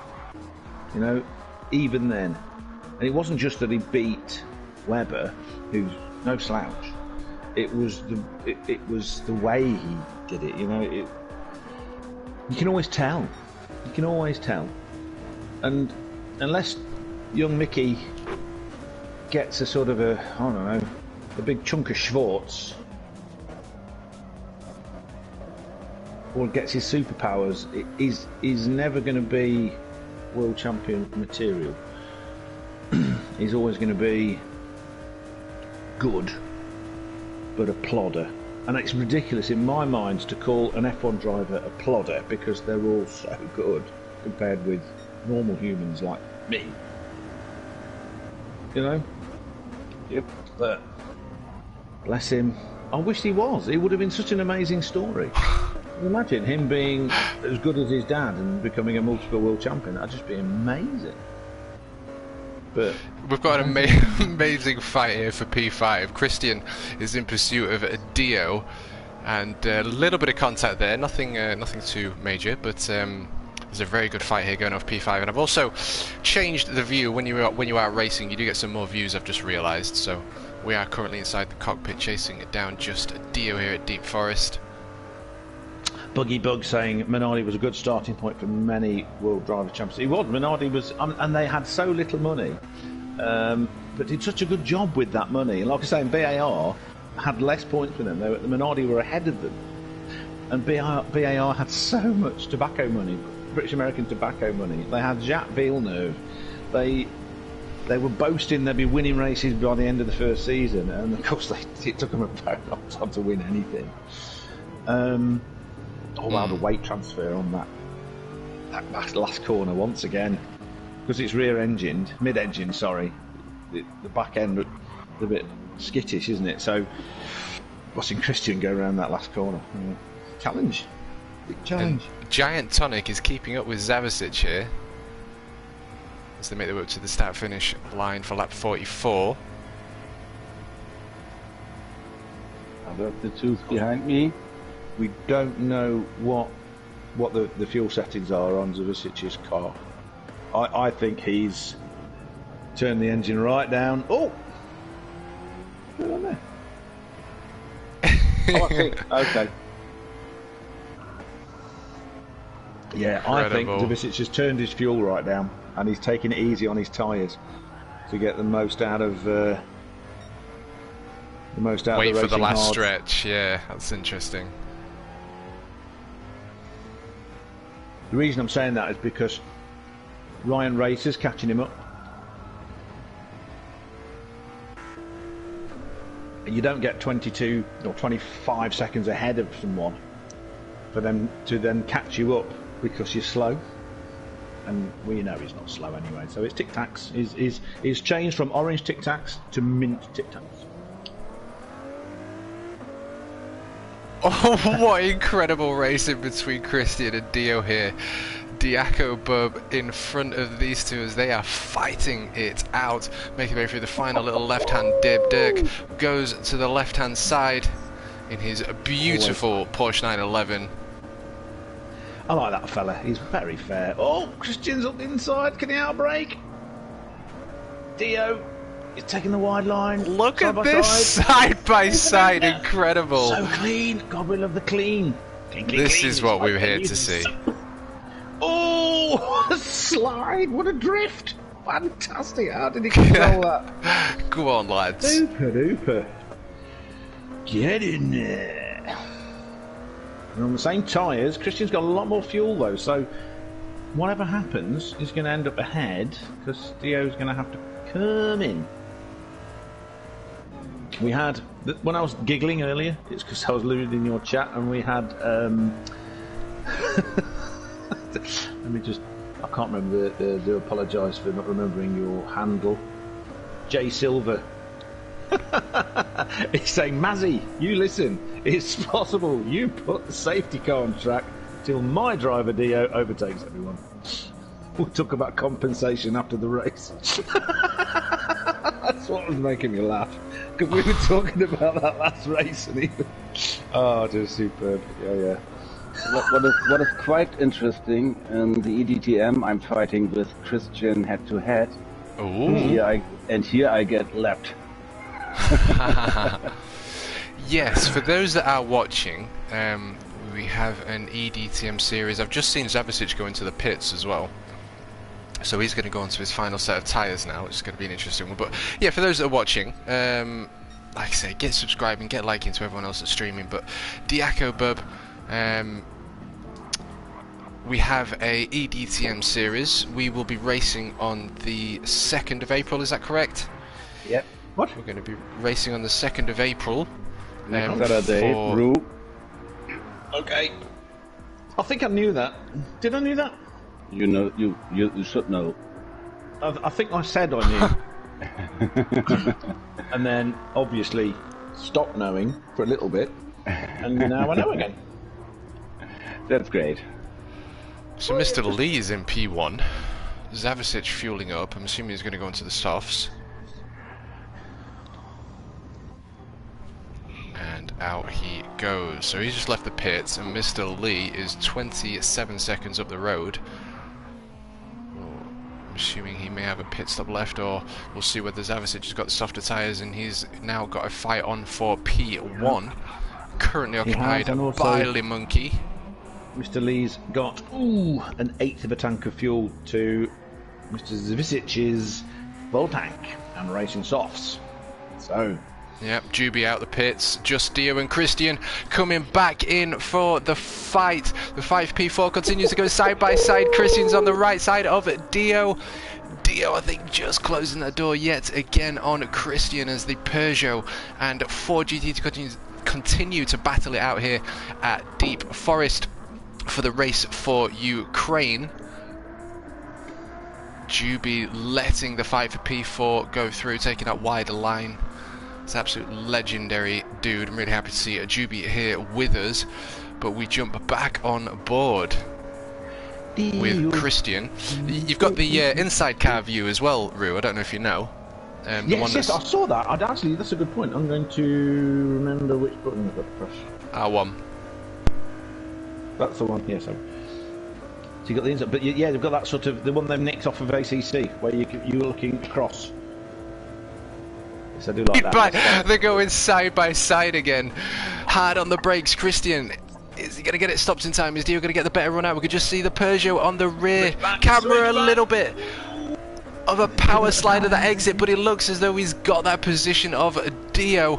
We're closing in on the final laps here at Deep Forest for the Race for Ukraine, and we've got an incredible fight to be crowned in PTMK there, currently occupied by Christian. 0.28 separating. I predict that Dio's going to be in at the end of this lap based on his fuel. His tyres are also quite worn, whereas Christian's got half tank and better tyres, so Christian needs to make hay while the sun shines. Yeah, the right rear tyre on Dio's Peugeot is very worn, especially in consideration or comparison to the front left there in his racing softs. Christian does seem... It's a clockwise track though, so that's the one that's going to get most of the pressure, isn't it? Do you know what I think? I think Dio's going to have to go in the pits anyway. He's going to get another fresh set of softs on, so that might be the deciding factor between himself and Christian as they now make their way under the tunnel here at Deep Forest. We have 15 laps left, so this could be the last round of pit stops. It's going to go quick. Hard on the brakes. Is back in the lead. Ryan Racer with no fuel has had to come into the pits and he's dropping back, but has done a brilliant job. As Lee. Go on, Dio. Push, push. Mr. Lee exiting the pits on some softs. Is he going to come into... Oh, let's see. I want to see how far... Okay, so Chrissy's not going to end up on the podium, I don't think. Oh, no, hold on. No, it just reset itself from a minute behind to 12 seconds.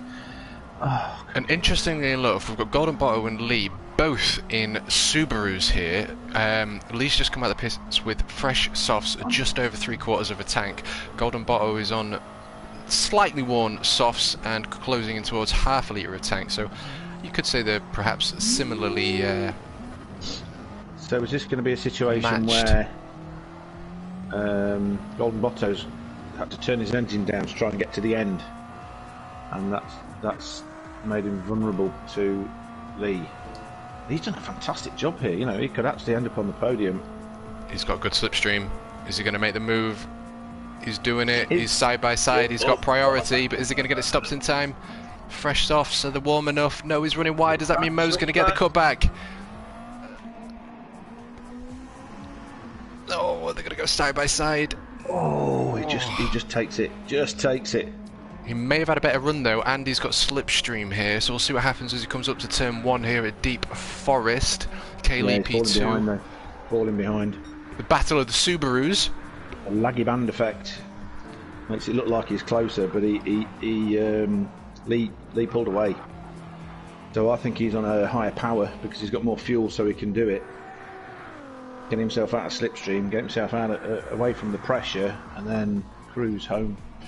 Now, Christian's got 1/4 of a tank left, and Dio's just gone into the pit, so he's going to have a fresh set of softs and fuel to finish the race. So that's going to be an interesting one to see him and Christian as we close towards the end of the race here.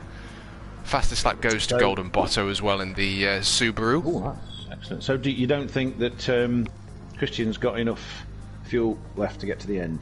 I'm not sure. I'm not sure. Back end of that GT is so twitchy under power. Really doesn't like putting the power down. Doesn't Christian use a pad though? Yes. Or is he a wheelie wheel? Right, that explains a lot. That explains an awful lot. Much harder to smoothly get the power down with the pad, and also not oversteer. Because I think it was you I heard say that if you'd worked out that if you get less than 45-degree angle on your steering wheel, you don't lose the back end so easily. Yeah, But if you're doing it on a pad, that's much harder to sort of be that precise with it, isn't it? Yeah, you've got to be a little bit more cautious with your throttle to make sure you don't spin the car, because you can't really do the minor adjustments that you get with a force feedback wheel. He's in. He's in. Should he have left it another lap? He could have done another 2 laps, I reckon. Interesting. Let's see where he comes out then as Dio makes his way through deep forest. Christian hard on the brakes. Tyres off, tyres on. Get them nuts on, and down it goes. Fuel goes in, and let's jump on board with Dio as he closes in.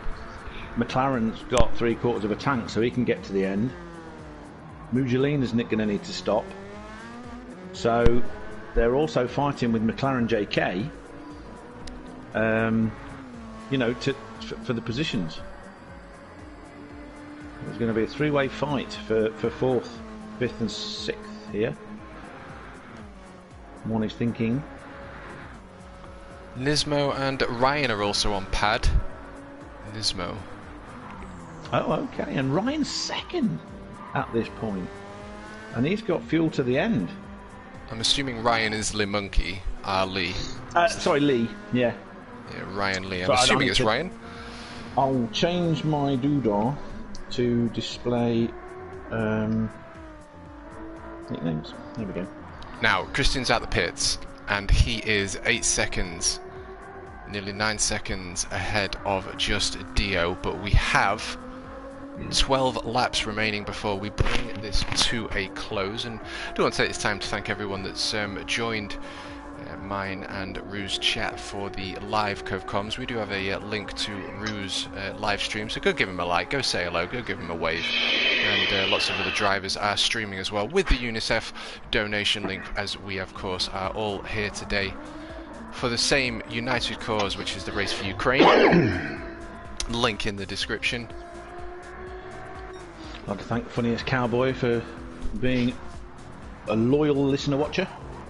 He's enjoying the racing. Legend. Absolutely.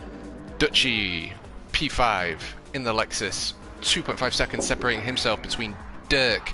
Mugelina in P4 from Germany. Also live streaming. Mad Matthew having an encounter with Barrier there. And McLaren's like, thank you boys, I'll take I'll take them positions. So Dutchy is in P5 making his way through. Mugelina P4, 31 seconds though, separating himself between P3. P3 is 8.6 seconds away from K. Lee. Bottom on the racing softs, half a tank. Lee on the new softs and half a tank. And Zavisic just over half tank and on new softs. So they're all on similar tyres there. It's going to be an interesting one to see who is going to take. I mean, I guess P1, 2 and 3. You never know. With racing, anything can happen. So that can change. But Zavisic does have a 13.1 second lead over Ryan in P2 there.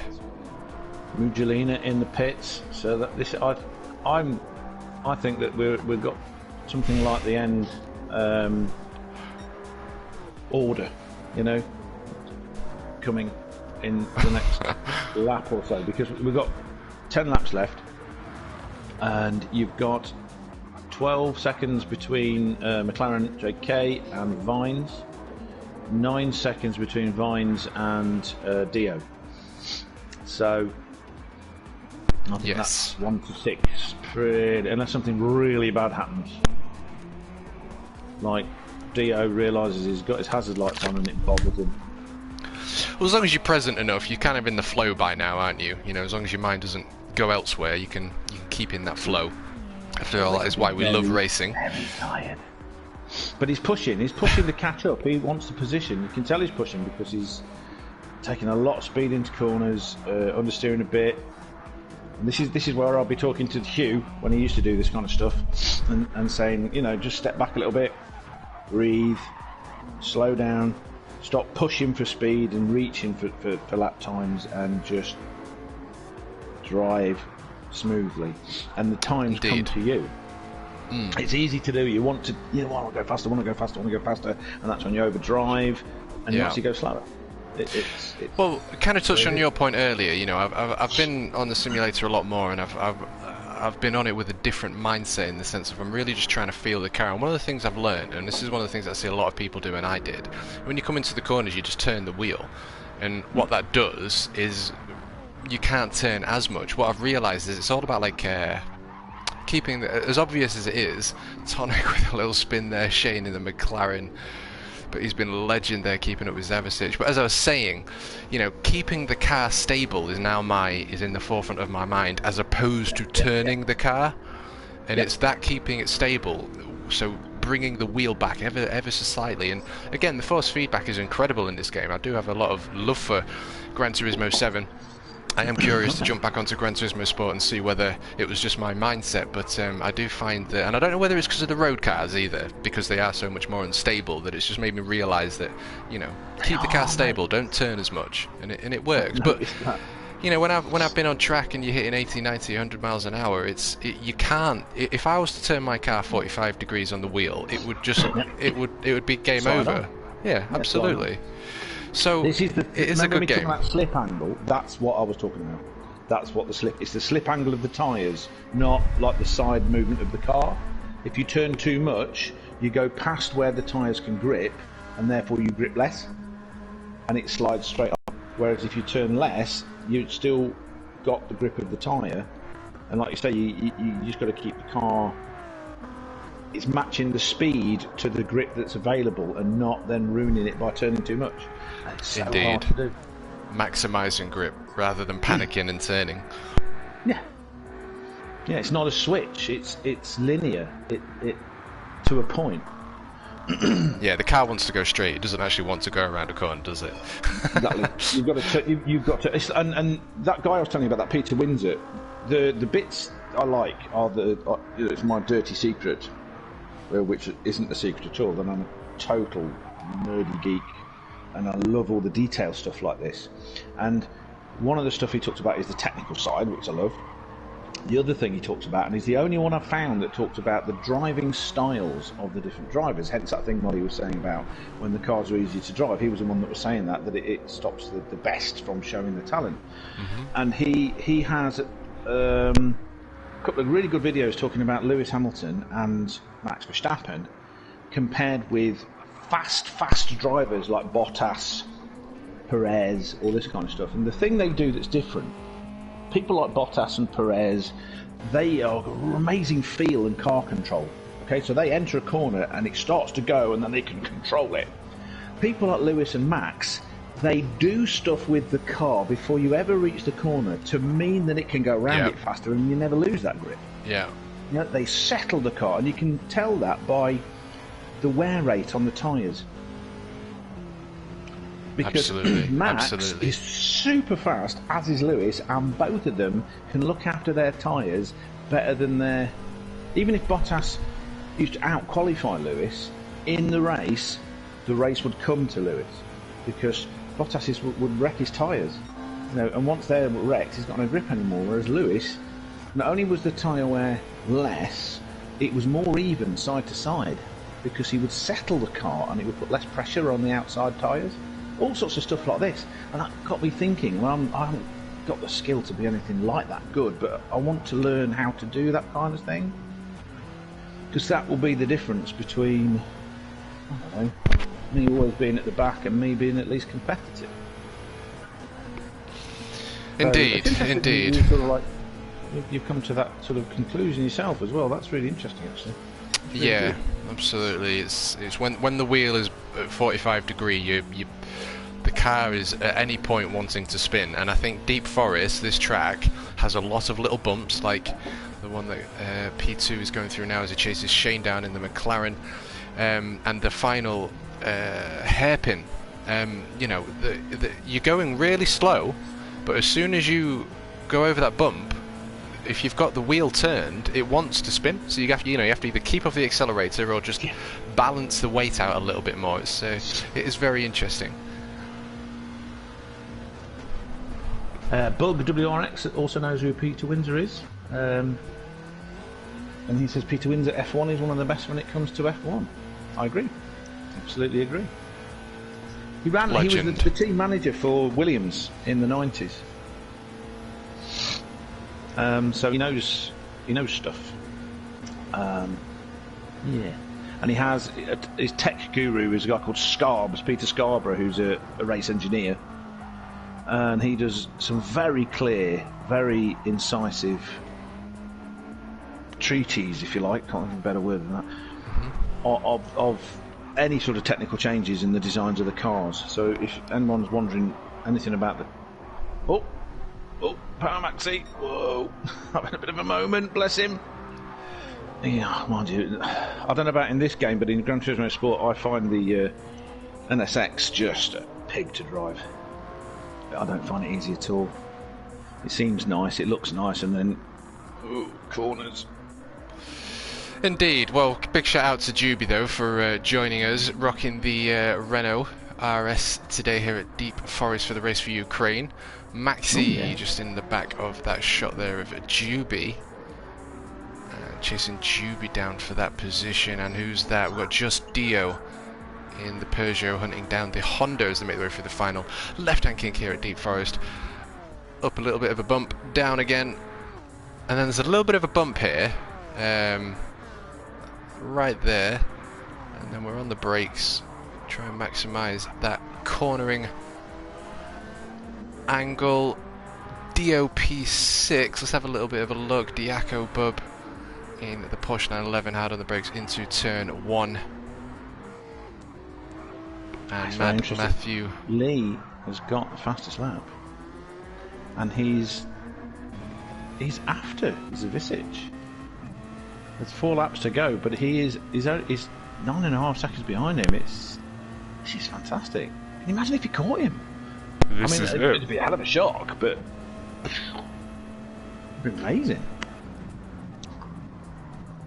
But what a race! What a fantastic race! It's been amazing. I really appreciate you having here, Real.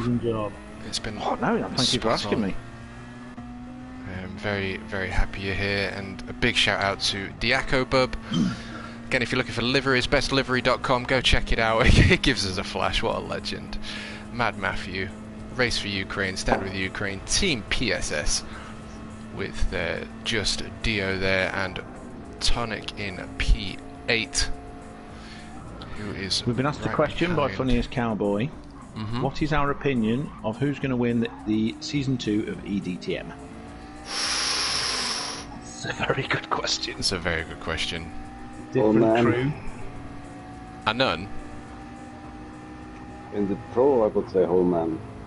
Holman, yeah, VQS that Holman. wouldn't surprise me. That dude is quick. VQS Holman. Or Deck. Isn't Deck in it as well? Yes, but he won't win the series. Holman is faster and more constant. Yeah, I've just seen that Ryan's took the fastest lap by nearly 3/10. I told you that. Oh, sorry. Okay, My mind. No, you say it again. Fine. You see, you're used to me interrupting you with babble. But I've noticed that, and I was saying he's chasing down Zavicic. That's when I was saying he was chasing Zavicic down. That's why. Because I noticed he got fastest lap, and he's not going to catch him in 3 laps, but he is. Who, Dio? You mean? No, Lee. Lee, with you. Sorry, Zavicic is just coming up behind Dio now. How many laps are left? There are 3 laps left. 3 laps left, okay. 3 laps left. The leader is just coming up to the end of lap 60 out of 63. So here we go, lap 60. There it is. We're now on lap 60. 3 laps remaining from the leader, Zavicic. Christian P5 in the Ford GT. Big shout out to him. He's also streaming. Go say hello. We've got Duchy in PTMK in the Lexus. And Golden Crash in P3 in the beautiful Subaru. Making his way through the horrible final chicane there. And we have Mr. Lee. 8 seconds separating himself. And he's done a really good job there. Getting back up to 8 seconds of Zavicic, still pushing that Subaru, and we have Zavi still chasing Dio down. So we'll just jump on board with the legendary Luka Zavicic as he continues to chase down just Dio in the Peugeot. But yes, we'll be racing for the EDTM organised by Diaco Bub and co. Big shout out to the DTR boys as well, but we'll be racing on the 2nd of April. For that, I'll be racing in that one. Jack LaMotta has appeared in my chat. Hello, Jack. Jack LaMotta. What a legend. Yes. Your countryman in 3rd position, just set gone 2 seconds faster. I reckon he's turned his engine up for the last few laps. He's gone from a 1:29.6 to a 1:27.7. I think he's pretty much secure on the podium there. Got one Botto. Indeed, racing softs for Zavicic. Dio running a little bit wide there into turn 1 here at Deep Forest as a lap 62 out of 63 is on the way. We're closing in into that final lap now. Can Zavicic make it happen? Can he get just Dio on the final lap here at Deep Forest for the Race for Ukraine? Thank you to everyone that's been in here. Thank you for everyone that's been involved in chat. I do appreciate it. Thank you for all the likes. Thank you for everyone that's donated. Again, if you ever do decide to donate after, maybe you can't right now, which is a case for many. Of course you don't have to, but the link will still be here, and it will still be here on UNICEF, helping those in need in Ukraine. But it does look as though Zavicic in the Supric is catching up. Just Dio in the Peugeot. Dio trying to get out of slipstream rage. Zavicic, he's got a good run. Brake markers are going to be important here. He's going to have a little bit of extra speed. Softs are beginning to wear. And he's on the tail end of Dio. Final lap. Can Dio hold him off? That is the question. I've just realised Jack LaMotta is actually Burkhard from Deutschland, not from Italy. I don't know why I thought Jack LaMotta was from Italy. Side by side. Sorry. I'm good at getting people's countries completely wrong. Hard on the brakes, and he's got that position of Dio, but Dio looks like he's got a better angle. Although Zavicic got a very good run there. They're 2 seconds a lap difference in lap times. So yeah, I'm not a fan of the Peugeot. Not that it's a bad choice. That's not what I'm saying. I'm just not specifically a fan. I do like the rear-wheel drive cars. I think the Supra is an amazing car as well. But Zavicic making his way through the final sectors here at Deep Forest on Gran Turismo 7. So this is the time. Twitchy on the back end for me, at least on Gran Turismo Sport. The Toyota. The Peugeot. Oh, the I find the Peugeot Peugeot. quite twitchy. I got hold of one in the last month and spent a bit of time driving it around, and because other people seem to like it, I just found I like a car that's quite stable on the back end, a neutral car. I like good turning, but I like neutral on the back. I mean, that's, if you're rubbish, then everyone's different in what they like, a good feel of. So Schumacher and Lewis, they like the back end to be a bit loose. I'm going to have to cut you off, Rue, because Zavicic is on his final left-hand corner and he's going to cross that start-finish line. 63 laps in, a 90-minute endurance race there. We get a flash from Dio, the absolute legend. Zavicic showing that he is the GOAT of GT Sport with P1. Lee crossing that start-finish line here at Deep Forest for the Race for Ukraine, taking P2-1. Incredible race from that dude. Well done in the Subaru. Golden Crash coming up towards that final chicane here. He's going to be taking a podium P3-ish here today at Deep Forest for the Race for Ukraine. Round he goes. Duchy in P4, Christian P5, Dio P6, Shane P7, Dirk P8. We'll just wait for Mauro to cross that start-finish line here at Deep Forest. Mauro. I grew up with two Italians, Mauro and Franco brothers. Mad Matthew P9, just behind Christian, as they both make their way up towards the final chicane here. And Diakobo P10, Maxi P11, Juby P12. Two-turn Lexus. Today was most certainly not about position. It was about the Race for Ukraine. So big thank you to absolutely everyone that's been here. Thank you to everyone that's joined in on the races. Thank you to Rue. Thank you to Diaco. Thank you to Luca. Thank you to Mujolina, Dio. Absolutely everyone. It's been an absolute pleasure. It has indeed. Thank you for joining us, Jack LaMotta. Thank you, Juha from Finland, funny as cowboy. The Porsche lover, likes his Porsche. Good job by everybody. What a superb race that was. And you can hear how hard that was because there's a German making weird noises in my ear.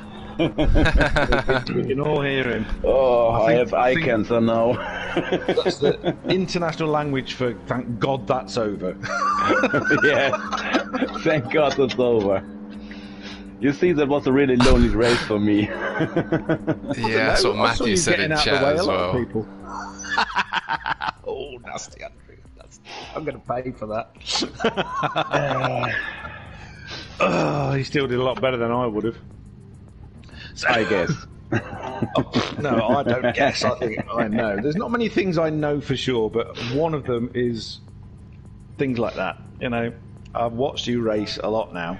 And now we are driving for almost 2 hours, and I get 32,000 credits. Wow! Yeah.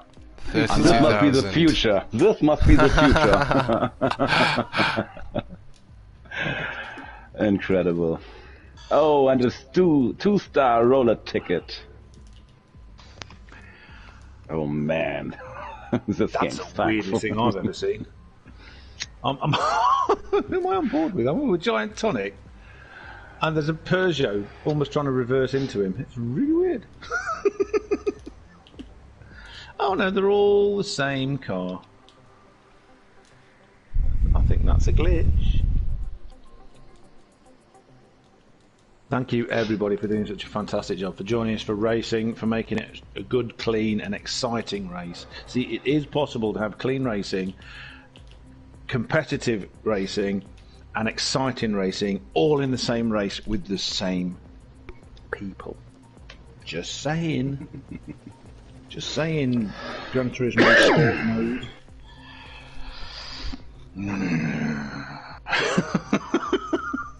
And don't forget to like and subscribe. Yes, like, subscribe to me if you want. And everyone. You know, that way inclined. Matt and Darko especially, they deserve it. But also, if you can, I'm going to put the links in afterwards, obviously, to when I edit it. Donate to the charities. If you can't do that, write a letter to your MP. Write a letter to, I don't know, does writing a letter to Putin work? No idea. There must be something people can do just by trying. I don't know. I don't know, but something needs to be done. Is Theo mad about something? Thank you, backmarker. That cost me 10 seconds. Oh, what? Sorry?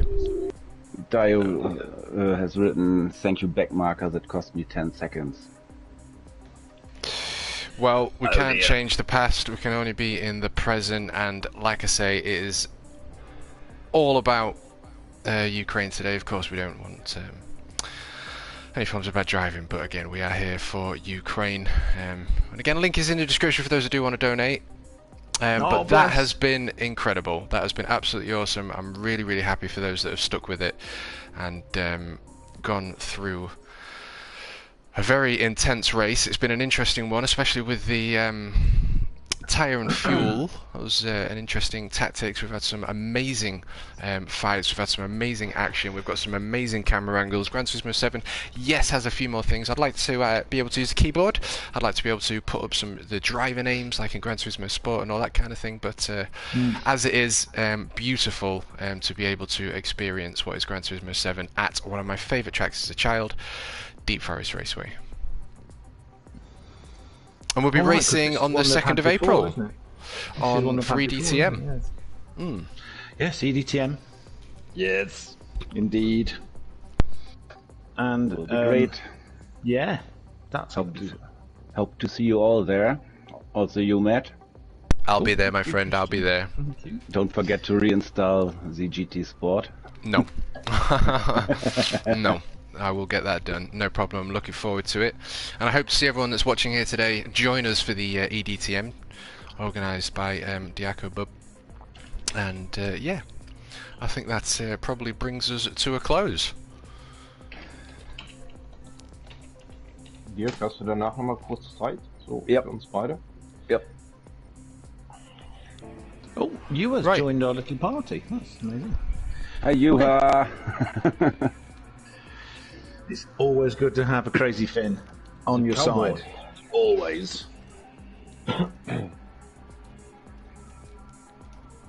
No, I think so. I like crazy Finns. They're good. So, okay, at that point, I'm going to end my stream. Me too. You guys Bye-bye. can carry on with me. So, I'll say ta-da to the stream. Bye-bye. Done.